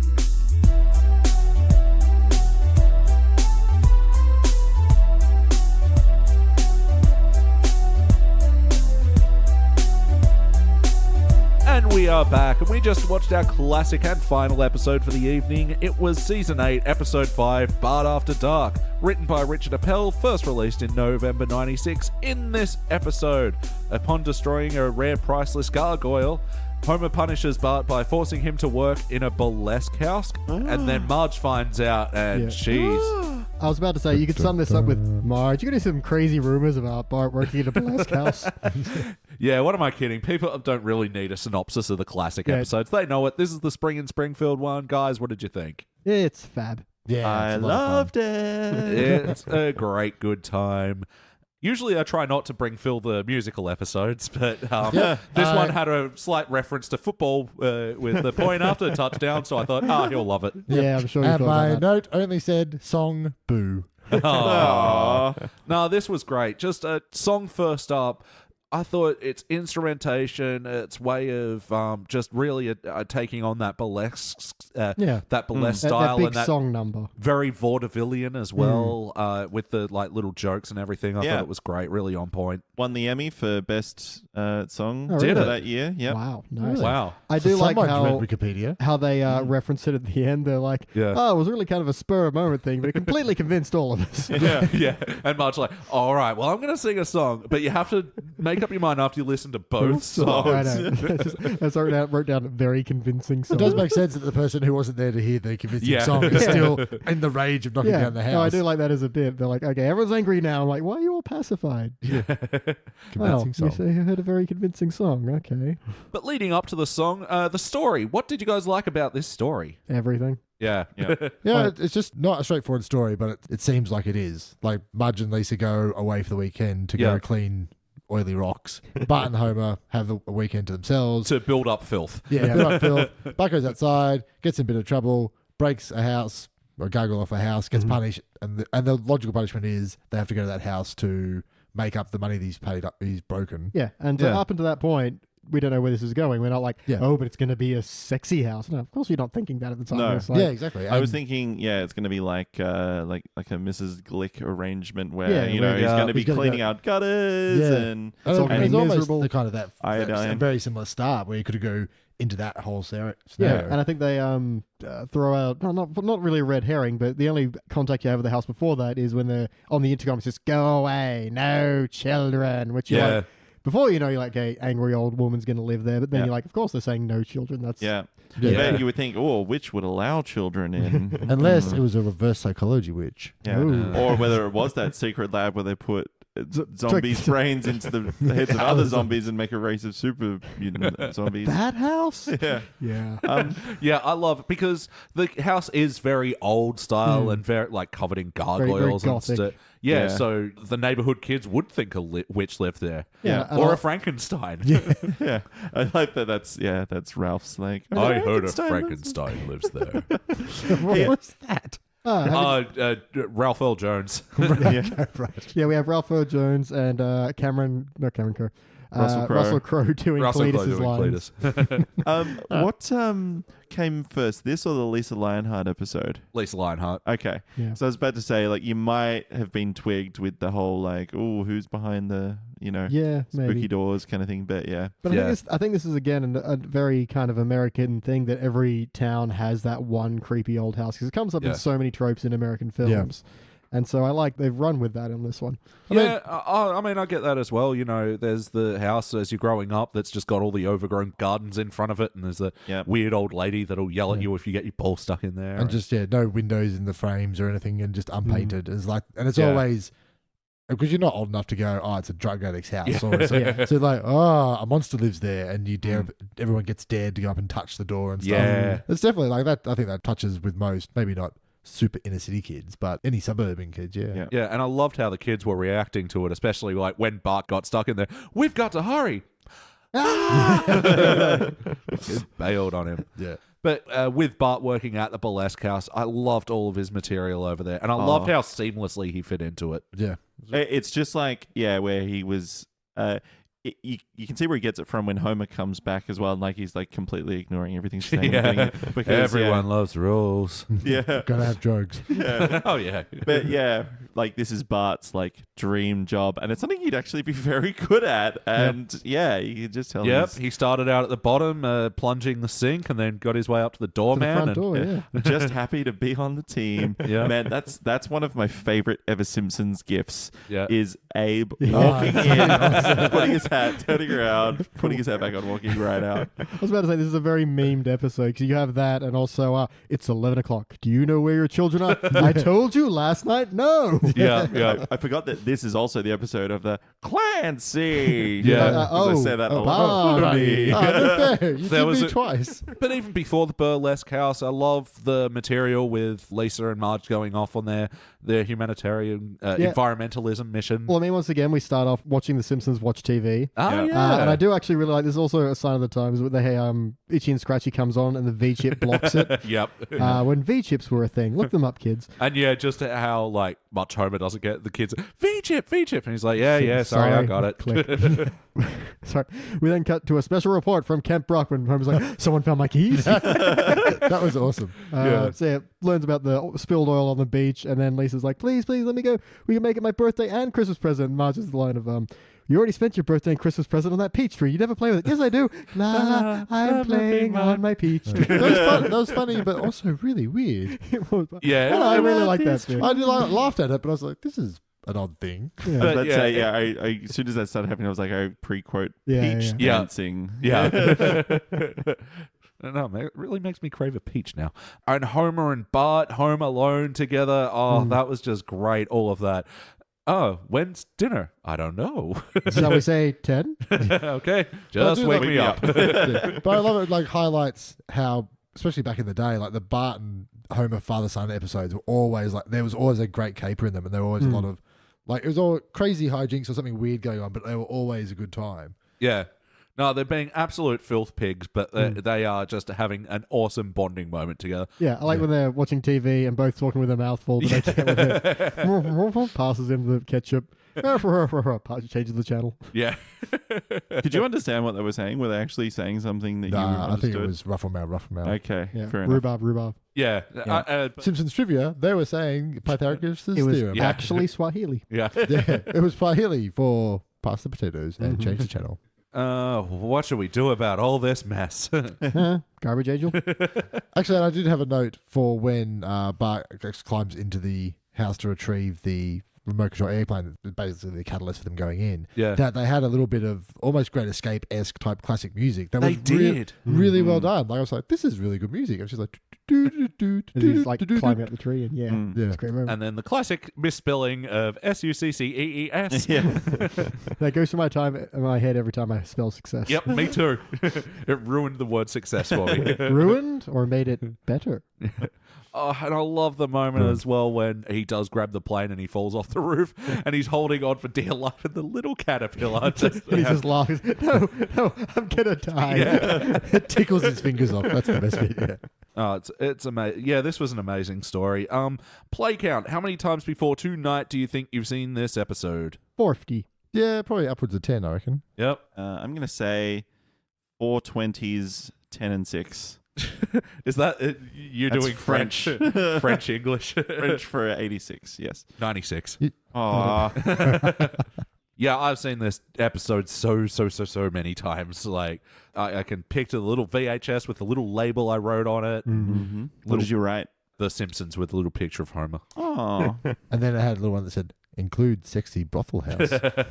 Yeah, I don't remember getting this as a kid. I remember watching this as a younger guy and not knowing what a burlesque house was. You can get it from context of you know. Yeah, I see think I knew it from showgirls context of dancing. seeing other movies of that Yeah. era that had like I know it's one of the things where they do the kick thing. Yeah. But I had no idea if like there was anything else going on. I reckon you'd probably be confused as a child, like, yeah, but why is there also like a comedian and other stuff? Yeah, I think like, what is that- it? Yeah, I guess I thought it was just a bar or something. Yeah, or With it's like some a show. film. You go to a theater. Yeah, and like Yeah. you see those in the movies or like in the 50s movies where they go and see the can dances. Yeah. And I thought, it's just one of those things where you go and see can dances Yeah. or whatever. Yeah. I still don't know what that is. So. But it's just interesting now, especially like that burlesque is just sort of a bit more common. It's something that you can see at your RSL like once a month or something. They have Star Wars burlesque. Where's your They do. RSL? The Empire Yeah. strips Yeah. back. See, that's a great example of taking things I should like, two different things I should like, putting them together and making both less appealing. Yeah, I'm just saying, I don't think they're less not gonna see you appealing. tried it. I'm scared that it's going to ruin both Star Wars and girls taking their clothes off for me. I feel like I've never wanted to fuck Boba Fett before, You know, and I don't want to be in a situation where I'm now thinking about it. wait till Well, you they see made the it- girl you made it dressed awkward. as Yoda. Oh. Please help me. No. It's just a nude girl with her hand inside a puppet. It's not the other way around. Yeah, so it's amazing that, most of this stuff would have flown over my head. Is there any other specific things that flew over your head back in the day? There was, and I wrote it down. Let me see if I remember what it was. I remember I did ask my parents about some of the jokes. Yeah, Mum, Dad, what's a birthday suit? Yeah. Yeah, I don't think I would have gotten any of those jokes that Bart Yeah. told. I actually still don't get the bookkeeper joke. Does anyone get that? loose. A loose leaf. Because they had leaves covering them. I got that part, but what's... Loose leaf, you know, like loose leaf And, paper loose paper, like, is in a ream of paper. Is where you loose can leaf. rip out the things. filing, Yeah. and that's the one where you can like Put it in a place binder. it in and exactly like Yeah. bind it. Oh, okay. I think a joke I didn't get is when Marge says, "Well, sleazy jokes and lewd entertainment are never going to be a match for sobriety and self-denial." I think you got that joke. I just don't remember it, Oh. so Yeah. I probably did, or No. maybe I just didn't quite keep pace with what she was saying. But I definitely wouldn't have gotten when Marge is explaining all the stuff that needs to happen, and Homer's just like, "Yep, gotcha," right? Yep. And he's like, and because there's been carbon monoxide building up, I'm like, as an adult, I'm like, oh god, Oh, like shit. fix that shit put immediately. the cat in the furnace. Right. I'm gonna take Maggie with me. But yeah, just like his optimism that he's got this handled. Cat in the furnace. I think he's just like, he's already stopped listening. Yeah. And he's Yeah. just like, He's just "Can you assembling please-" words she already Yeah, said. yeah, Because right. the cat has already had a hard enough time. Like it hasn't had her claws filed down. That's right. for That is months, such it a looks good like. visual bit. I do like when they've gone to the beach and all there's left to clean is rocks. Rocks. And Marge is like, I've got rocks that need cleaning at home. Yeah, And just, what rocks at home has she got? Any of Cleaning- them ones think that are she's just- dirty, oh, Jordan? right. Okay. illicit diamonds. I didn't know if I was missing something. No. I think it was just, we've come here because you wanted to, and now we're cleaning rocks. Yeah. So what are those big moments that stuck with you over the years? What are some of the big impact and quotes and memeable stuff? I'm very sorry. I seem to have misplaced my pants. The whole bit with Homer wearing the brown paper bag for Ding pants. dong, and you hear just a minute, and then you hear just The ripping. sound gag's excellent. Where you just hear him punching two holes for legs And into before a paper you see bag. it, you know he's improvising pants. Yes. Yeah. And that she launches into the spiel. Your son is a record. Are you wearing a grocery bag? I love as well that you find out later that he hasn't even bothered to take the groceries out of the bag. Come on, son. Give me a little credit. I still get to punish you. Yeah. Bart was really clever in that moment as well. She makes me taste beer. I have misplaced my pants. Other than the take the brains out of zombies, put the heads of the other zombies to create a race of super zombies, I also really like, lady, I got to tell you, I've been grossly misinformed about witches. Yeah. I think for me, like when we did that that group interview Oh, yeah, for Flim Springfield. with Film Springfield, I think I said I think this is actually my favorite song Oh, wow. from The Simpsons. Which is, I know, which is a pretty big call. Have you heard See My I Best? know how much you love See My Best. I mean, It's you're super just great. talking crazy talk. But I think this is the one. Is this one? Maybe it just stuck with me or something else like that. But I really love that Reverend Lovejoy's dad. Reverend?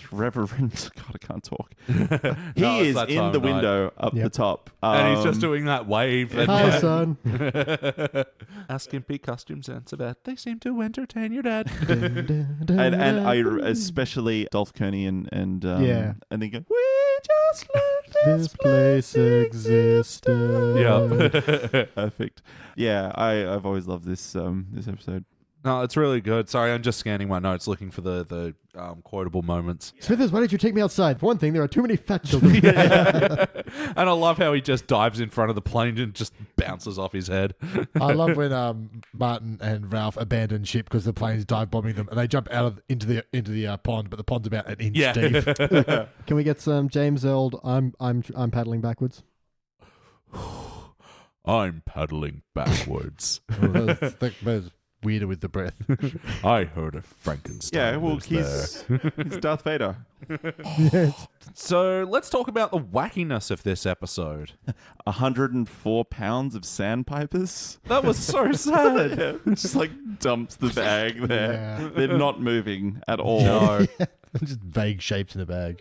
Well, it's not really wacky, but it felt like a very big social commentary on the celebrities that go to these environmental courses just for the camera time. Yeah, definitely. Especially when they get there to volunteer to clean the animals, and all the animals have been pre-booked by celebrities. Yeah, to be clean. But yeah, wacky moments. I mean, aside from a 10-year-old working at a burlesque house. Yeah. No, well, I There wasn't felt much, they really. earned that because you know she starts him off plumbing toilets, and then he's obviously good at that, and he's like, she's like, just greet the guests and get rid of the riffraff. Oh, they're all greeting tasks. Yeah. No problemo. I do love when he first starts like figuring out what he can do some work there, and he's like, I'll just sort out this box of bras. Like I can if I was a 10-year-old and boobs were starting on the radar, like going through a box of bras would be something that I'd be like, yeah. As an adult now, I realize bras are just the packaging for the boobs. Yeah. You don't want the bras, you want the bras off. Yeah, but it's like when, you're young and you unwrap a present, you play with the wrapping paper. Yeah, There's a certain age when you're reaching a maturity where it's the same thing. That's the point I'm trying to make. Yeah. I just imagine being there with a woman who's goodly enough to sleep with me, and she goes, "You're going to play with these things already?" And I'm just like tossing the bra in the air. It's like a kitten on your back. feet and hands in the air. It's like, I gotta get it. Oh, this one's lacy. Elliot. And you're like, wait, one second. Loops at the back, cups at the front. Yeah. What do you How want? do they do it? What's it made out of? I don't know, like spandex. So yeah, other wacky moments, more to do with the destruction of the burlesque house at the end, but even then it was just people breaking shit. Breaking into spontaneous melodic song. Oh yeah. Yeah. Immediately, with everyone just knowing all the words and the dance moves. I think that's pretty wacky. But my major gripe with songs in shows. yeah, fair enough. Yeah, fair enough. But it's almost, I guess that'd be like their contingency plan. All right, if we ever have an angry mob to send on them, just sing them this song. I'm going to say, the mob it got through around. that fence bloody quickly. Yeah. Oh, Jordan's anal corner. Yeah. Revlin Lovejoy broke through the fence with the crowbar. Yep. And then when Marge came on the steamroller, she broke through it again. Yeah. Ooh. Yeah. Yeah. I was going to say, kind of wacky. How imposing, or maybe it's just annoying, is Marge that like everyone in the town meeting is like, hands up if we should destroy it. And like 2 people put their hands up. And then she goes, and then everyone like immediately puts their hands I up. thought that was like a joke about, oh, God, the judgy people are about to judge us.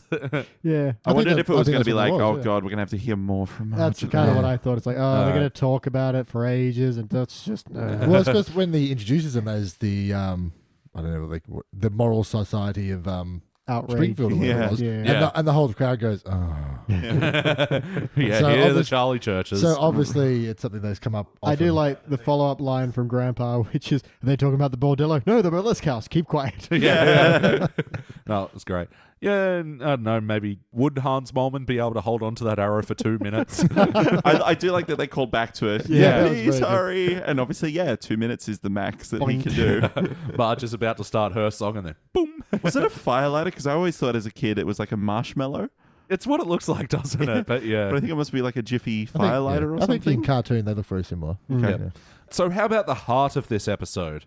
I actually really like how attached to Belle Bart gets, just briefly. But the whole place is getting wrecked, and he's like, Dad, we've got to help Belle. And it's like, that's very nice, He's obviously grown to respect this woman. It's not just about the raunchiness of the job. Yeah, and there's a good connection between Bart and Homer in this one. Oh, absolutely. Yeah, it's unfortunate seeing that not play out with Marge and Lisa. They're just having this awful time. But Yeah. yeah. And they often parody each other, though. If Marge and Lisa are having a bad time, Bart and Homer generally be okay, and vice versa. So. Yeah. Yeah. But no, Bart and Homer were having a good time, and Bart was, seeming to get some confidence out of this employment. I think this is a thing that is quite prevalent in the classic episodes, at least, is that Bart in the right scenarios in the or right situation. environment, yeah. Exactly. He can flourish like really well. He's not dumb. Like we know that like he's bad at exams and tests, but he's done really well in other stuff, like when he gets homeschooled and stuff, and he has proper like motivation to do things. Like even in the HD episode, when he's got something that he really wants, he can like force of will. He can enforce himself to, be really good. And in this one, he's like, I've got something that I really enjoy doing, and I'm going to put my heart and soul into it. And I think that's really like. A good indication of him. He kills it. He's a decent doorman. He's a great stand-up. He becomes an invaluable member of the team. And absolutely. I like when Skinner walks in and he's like, what is her name back? She sure is. Did you get my flowers? Yep. Did I miss the floor show? Yep.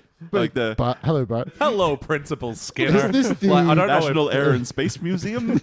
I don't know if Bart was being knowing then that Principal Skinner shouldn't have been somewhere, but I feel like his response was actually, "This is your title. I'm going to call you by it." Yeah. It's not like I know who you are now kind of thing. I think it's the Super Nintendo charmers of Principal Skinner. Yeah. And then when it comes back later where Skinner's with the moral mob. And I actually super love how I was only going there to get directions to get away from there. Yeah, but I really like how he's not in frame at all, and then he just kind of ducks up from behind her. He comes behind it. And then I love as well how when they got the pictures of him leaving with the thing, and it's both Superintendent Chalmers and his mother both call out, Seymour, Skinner, mother. Also, Patty. That's one that originally, when this came out, I thought was just a joke. Yeah, and Patty? then later on, yeah, nice little drop of the seed there. And Chief Wickham, you did me twice. I mean, all the people that went there were people you could imagine: Quimby, Dr. Hibbert, Cletus. Also, I don't know where Cletus got the money for it. I love that they put like the black bar over their eyes to prevent their identity, preserve their anonymity. Everyone knows who he is instantly. Like no one takes a second. Especially when Quimby has mayor. That could be any mayor. Yeah. But also because they all wear the same clothes all the time. That's weird. I also like that Springfield has like designated perverts. Yeah. Eugene and Rusty. Yeah. And they look like perverts. Oh, yeah. But did this feel like an episode of The Simpsons? It felt like an episode of The Simpsons. I gotta say, it definitely did. Yeah. Yeah, it was right in the middle. This is so definitive for me. Like, it's Marge being morally outraged, but also kind of misguided in that. It's like, hey, it's a place. Yeah. Whatever. Where she's getting all, town pride. I've been here forever. Yeah, I love the back and forth between her and Belle. It's like 38 years. It's like 57. Yeah. Fourth generation. 6.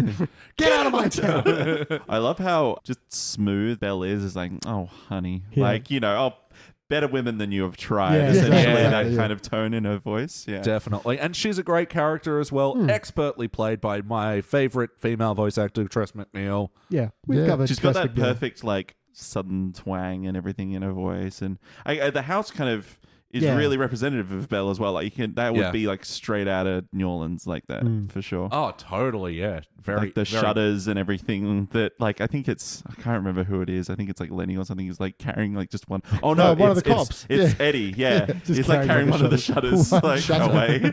Really? I missed that. Yeah. He runs in front of the camera for some reason. But yeah, just one shutter outside the window. I'm going to loot me a toilet. Well, there better be two. That was very indicative of those characters, definitely.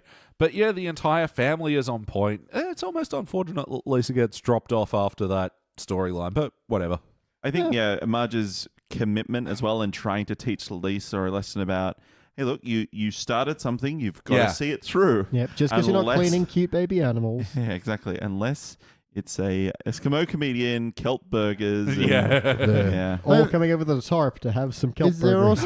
Is there also a comment there about going to look after something that's cute and a famous disaster and ignoring the suffering animals in your own backyard? Do you reckon there's a comment being made there, or is it just gags? And a bit of that with the cat with the claws and all that. Yeah, because like Marge goes, if there are animals you can clean here, you don't need to go 3 hours away. Sorry, I was going to say, was this when the Exxon Valdez actually crashed? Don't Exxon, think so. Because that was 80 something. The Exxon Valdez. I don't know that one.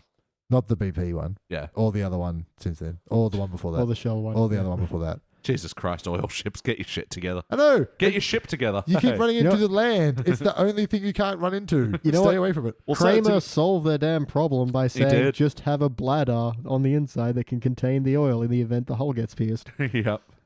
Yeah, it was in... sense. Spill occurred in Alaska in 1989. Elliot, what year did this come out? 97. No, so it's a long time. So it's just 96, sorry. It's just a reference rather than a specific point. Yeah, look, and when we're talking about feeling like The Simpsons, this is like right in the dead center of when The Simpsons just knew what they were doing and they hit their stride. And as far as feeling integrity-wise to the show, it's totally on point. Each of the acts feels so purposeful. Yeah, like they hadn't Flanderized any of the characters yet, which is a TV trope based on the character of Flanders. From taking one part of his personality and make it his only trait, defining feature.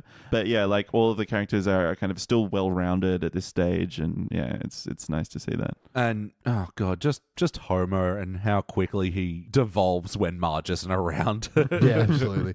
But and also like this whole episode, there wasn't any wasted moments. Like there were no bits that you could take out of this that would not make the episode less. No, absolutely. Yeah. And even though like I mean, the first act totally doesn't touch on the bordello at all, really, but it sets it up so perfectly. Yeah, what I really like about this is how much happens before that first ad break, which is the line going into first break is, gotta tell you, been grossly misinformed about witches. Yeah. So that's, it's a hook is what it is, because suddenly he's been forced to work there. He's discovered it's House of Ill Repute, and that's where it ends. So you immediately go, wait a minute, what happens next? So you come back, whereas the ad break in the episode before. Yeah, we all rolled our eyes. It was just like someone going, oh, that was ahoy. Skinner eating the fucking yogurt. Ooh, and now I'm going to have a treat with yogurt and the fruit at the bottom. Yogurt, ooh, fruit. It's just like, see, that's your ad break? That's not an ad break. That's just, we've run out of ideas. It's not even a joke. Commercials. Yeah, no, it's nothing. It's literally somebody eating yogurt. Yeah.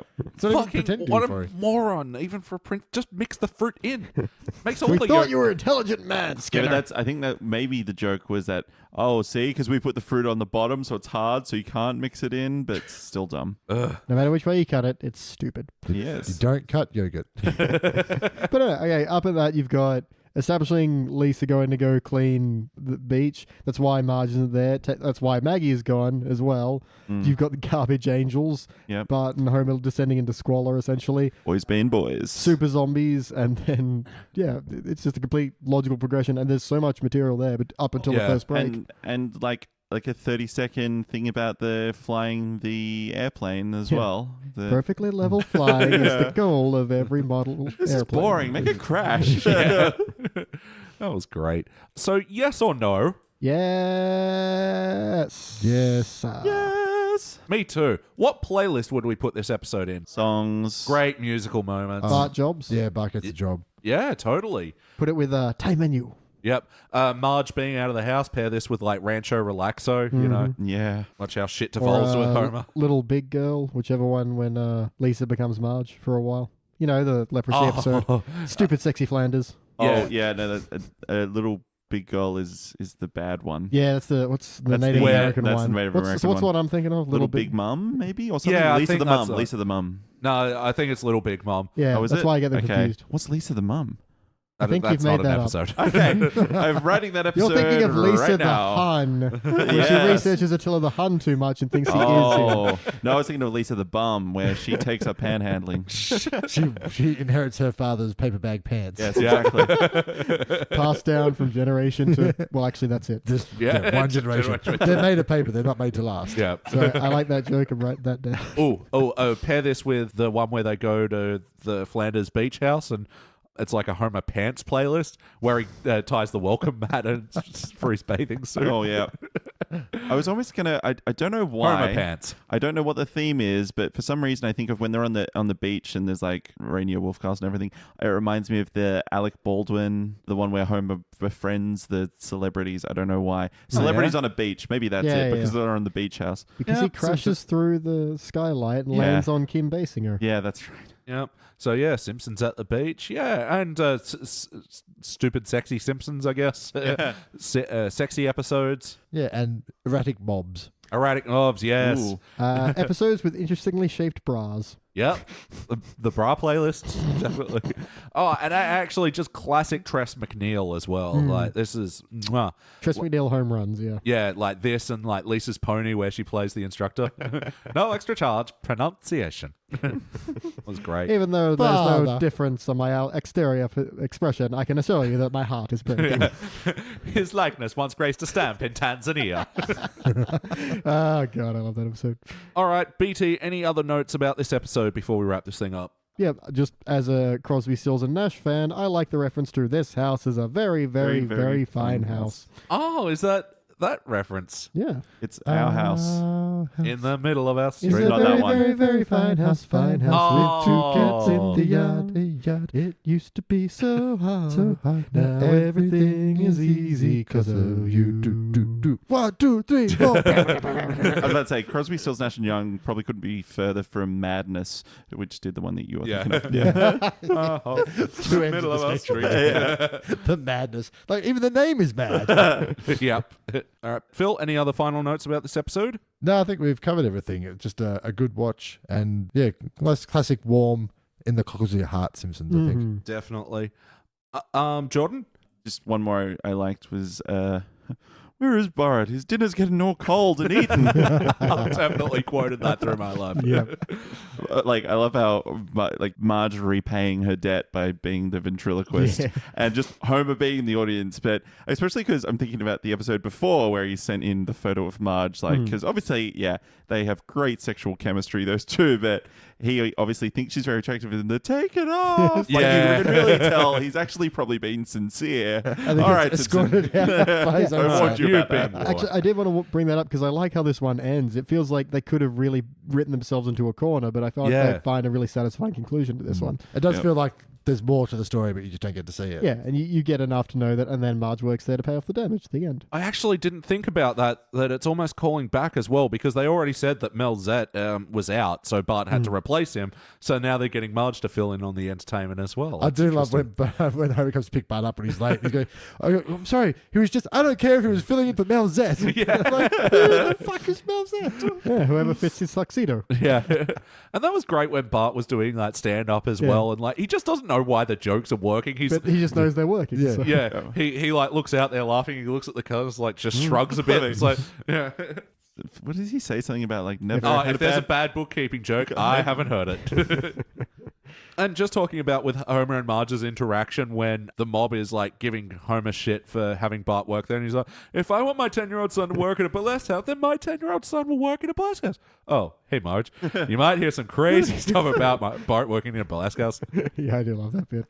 And then later on where he tries to turn the table on Marge and she's not having it. Well, technically, you dropped the ball on this one. Yeah, it's like, well, I was trying to do what you would do, and so in a way, this is your fault. And the camera kind of pans to just Homer with his arms folded, looking away. But he kind of sheepishly looks behind him. I do love that animation. Camera pan to Marge, just looking he pissed. turns his back and he's like, and you can see him like, just kind of like getting a little bit more sadder and sadder, and he kind of peeks out the side of his head. You can see Marge is there, like, not a part of it. Waiting for her to be like, I'm sorry, Homer, but she's still just glaring. I think it's a look of, did that land? Yeah, exactly. Have I gotten away with please, it? oh please, oh please, oh please. It's still in trouble. It's like, when your golden retriever thinks it's gotten away with stealing something, and then it's like, did I? I was about to say, much like a golden retriever cannot survive left to its own devices, would die for Absolutely. sure. And sorry, the angry mob as well. What was Reverend Lovejoy's line? Oh, Homer, all things are about Jesus, except this. That was great. So everybody out of notes? Yep. I'm going to drop my notebook. Oh, the only other thing is the opening, the couch gag. I know we don't usually talk about couch gags, but the Beatles, the Sgt. Peppers. I remember looking at a picture and like being like all the detail of all the faces that they went to the trouble of, putting in and everything. It was really cool. So accurate, is it? I can't believe I haven't looked at this closely. Like, are they doing like Simpsons parody it, or are they doing like they're drawing the Sgt. Peppers? No. It's like it's like Simpsons, but like the fact that like they. Because obviously the Sgt. Pepper's album cover is quite like all the different, and some of them are cutouts. Some of them, but I really like the detail they went to. It's really cool. I'm actually surprised as a big time Beatles and Simpsons fan that I haven't paused that to look at it. Yeah, Surprised there's not a poster in your room. Yeah, I'll have to go on Frinkiac. And they're doing like a parody, well, not parody, but a version of that Beatles mystery chord at that point. Aren't they? Yeah. Which is this is the beginning of Hard Day's Night, is that? Or Yeah. Oh, I thought the brang was like the end of Day in a Life. It is the end of Day in a Life. I'm thinking of two different chords. Never mind. Yeah. But yeah, there is that one where they don't know because they got like people on like 4 different pianos to do it or something. Yeah. And I thought it was just an E major. nah. I remember reading an article, I think it was on Cracked or something, they were talking about, they were trying to digitally analyze the original master recordings to figure out what the exact notes were. And George Harrison did come forward and say something like, this is what I play, but I don't know what everyone else was playing. Yeah, because I knew the thing about 3 pianos. It out, yeah. but I don't think. Yeah. Amazing. So just before we rank this thing, I forgot to actually mention last episode that we hit a bit of a milestone. Jordan, congratulations. You have officially, as of last episode, reviewed 1 episode from every season. Yay! Until season 29 comes out in a few months. As a reward, please help yourself to this trait. So can I make a wish? A wish? That there is no season 29? No, they've been renewed until 30. 30 and done is what we're hoping for. God. 30 and done. 30 and done, please. What if one of them dies beforehand? Yeah. 30 and done. Okay. They've been renewed till 30. That's the minimum. The thing is, I think they might be able to survive without like Yardley Smith. They probably Or- have enough like historical back recordings. Yeah, they Yeah, can probably true by do that. now. Yeah, where they've got enough of Radioactive every ones. word in the dictionary that they could make a new one. Yeah. But like if Hank Azaria or a Harry Shearer or a Dan Castellano died, it would be Yeah, because Yeah, there was tough. the thing, they were like ready to replace Harry Shearer when he like pretty well quit. Which is crazy. But I don't know. Like, if one of the big 6 dies, I guess we'll find out when it happens. But yeah. Well, look, they survived 2016, which was the year of celebrity death. So Yeah. they're probably doing okay. yeah. But no, I tend to agree. If it was like Yardley or Julie Kavner, like if that, because they only do 1 or 2 voices, I think they might get, but the other one's not. But anyway, congratulations, Jordan. Thank you. And Beach, Thank you for having me. Oh, that's okay. And Beach, you've done like 14 of every season now. I and, know. and I'm always here. and Phil, you're probably about 5 episodes away from that milestone too. Ooh, something to look forward to, listeners. Tune in. Besides more awful Simpsons episodes. All right, well, with that out of the way, it is time to rank this thing. You were doing, no, stop! You're doing a bit crazy frog there. Hard Day's Night. All right, Phil, kick us off. I think I'm going to go gold with this one. Nice. Not quite iconic enough to be a QZ, but a good time, good episode, lots of laughs. I'm going to remember I've misplaced my pants now for this next couple of weeks, and I'm going to try and use it as often as possible. And the way he says it all. I've misplaced my pants. The casual way you would say it is, I've just sort of lost my keys. Yeah. I would thank you not to bring it up. I'm an eccentric billionaire, and this is just normal for my everyday life. It must be Wednesday. My pants are paper. Jordan. Personal bias. I'm definitely giving this a cubic zirconia, which I feel really awful about considering, I feel I've been mean to a few classic episodes lately, but this is one of my real favorites. I think, like I said, I don't know. I really love this. We put the spring in Springfield. It just always makes me really happy. So yeah, cubic zirconia. All right, BT. I am a little bit debating this one, but I think I'm also on a cubic. I can't find fault. I can't find anywhere to remove. And I think about the gold and it just doesn't quite feel right in the heart guts. So while I'm not absolutely certain, as I have been with some of the other cubics, I think, this one, I think gets that dubious honor of being a cubic zirconia. Well, fair enough. And for similar reasons, that's why I'm going gold. I can't sort of define why I'm not giving it the essential ranking, but it's God damn it, is so fucking good and funny and everything. What kind of tied it for me is how excited would I be if I was just walking through the living room and I saw this one was on. Yeah. And I feel like I'd be, oh shit, I'll sit down. Yeah, but as far as essential goes, That's fair. I don't think so. So I'm going gold, but all right, well, that'll equal a dull cubic zirconia all around. This will join other dull cubic zirconias as Lisa's Date with Density, In March We Trust, the spin-off showcase, The Cartridge Family, Realty Bites, I'm with Cupid, Little Big Mom, that we just referenced before, and HOMR. That is some good company. I feel And that's 3 not Men bad. in a Comic Book. Yes, which we reviewed on the last episode. Yeah. If you'd already listened to it, well, go back and listen to it again. This episode's over. What else are you going to do? Live? You can live while podcasting. That's true. Can't live without the Simpsons index, though. No, you can't. And your friends can't either, so Yes. tell them. We've put an infrasound in here that's actually embedded in your brain now, and to not listen every week will kill you. Or at least drive you slightly more bored than you were before. Until you get your fill of the podcast that is also Boring. a spreadsheet. And if you Boring. get on a bus, you better make sure there's no traffic. It has to keep above 50. No? Okay. All right, we're losing it. All right, we better wrap this thing up. All right, cool. Well, that closes the book on episode 55 of the Simpsons Index. Nice. Also closes the book on Splendid Isolation / Temple of Doom. Yes. As I am moving out of here soon. Yep. All of our episodes from now on should be coming from the as of yet unnamed studios. Or studio without a name, which, as we discovered, was called Swan. Yes, the Swan. I kind of love it. Yeah. Swan Studios, although that wouldn't make sense. There's always cockknockers. Knocker Studio. Oh, Christ punches. Yeah. Get a lot of attention for Christ punches. Yeah, that'll You know play what? very well in Castle Hill. just down the road from know the what? Hillsong. Hillsong, yeah. Is Maison Derriere available? Ooh. They actually had a bunch of good jokes wrote- about the Maison Derriere in that episode as Yeah. well. Like, Yeah. the heart and soul of our Springfield's in our Maison Derriere. Anyway, that was Oh, great. dear. All right. Well, thank you for having us here, BT. Well, yeah. I wasn't doing anything else. Thank you for coming by, Phil. Pleasure. And as always, if you crave some romantic comedy, feel free to check out daveplus1.com. You can find us on yes. Twitter And not or feel free. You've got to be more anywhere forceful. else. We like Check out daveplus1.com, and if you don't, I will come to your house and make fun of you in front of your children. That's some advertising. that would be Yeah. so embarrassing, and you would never recover, and your children would need therapy. It sounds a lot cheaper if you just watch this show. Yep. It's free. You can also find it on YouTube. Yep. Written by BT and Phil and produced by me and those two as well. And all the flute that you hear on that web series was provided by Jordan. That is Yay. I believe it- 0.02% of the entire production. I believe it's called flouting. Floating. And Oh, thank I've- you for being here tonight, Jordan. Oh, look, where else am I going to be? That was my line. Shit. Playing flute. Yeah, but Your you line live was, I'm not doing here anything for else. now. For now. All right. That's the Simpsons Index, and that's all the mustard in the Temple of Doom. Well, yeah, because I'm moving. Why would I get more mustard? Thank you for checking out the Simpsons Index podcast. Don't forget to go to www.thesimpsonsindex.com for the spreadsheet and information about upcoming episodes.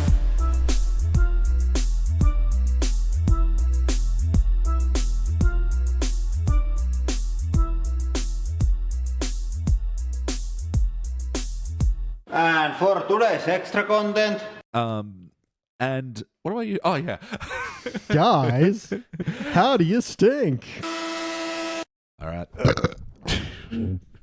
Glad we got that. More recordings. We used to proudly have burps on this show. Then we started censoring them.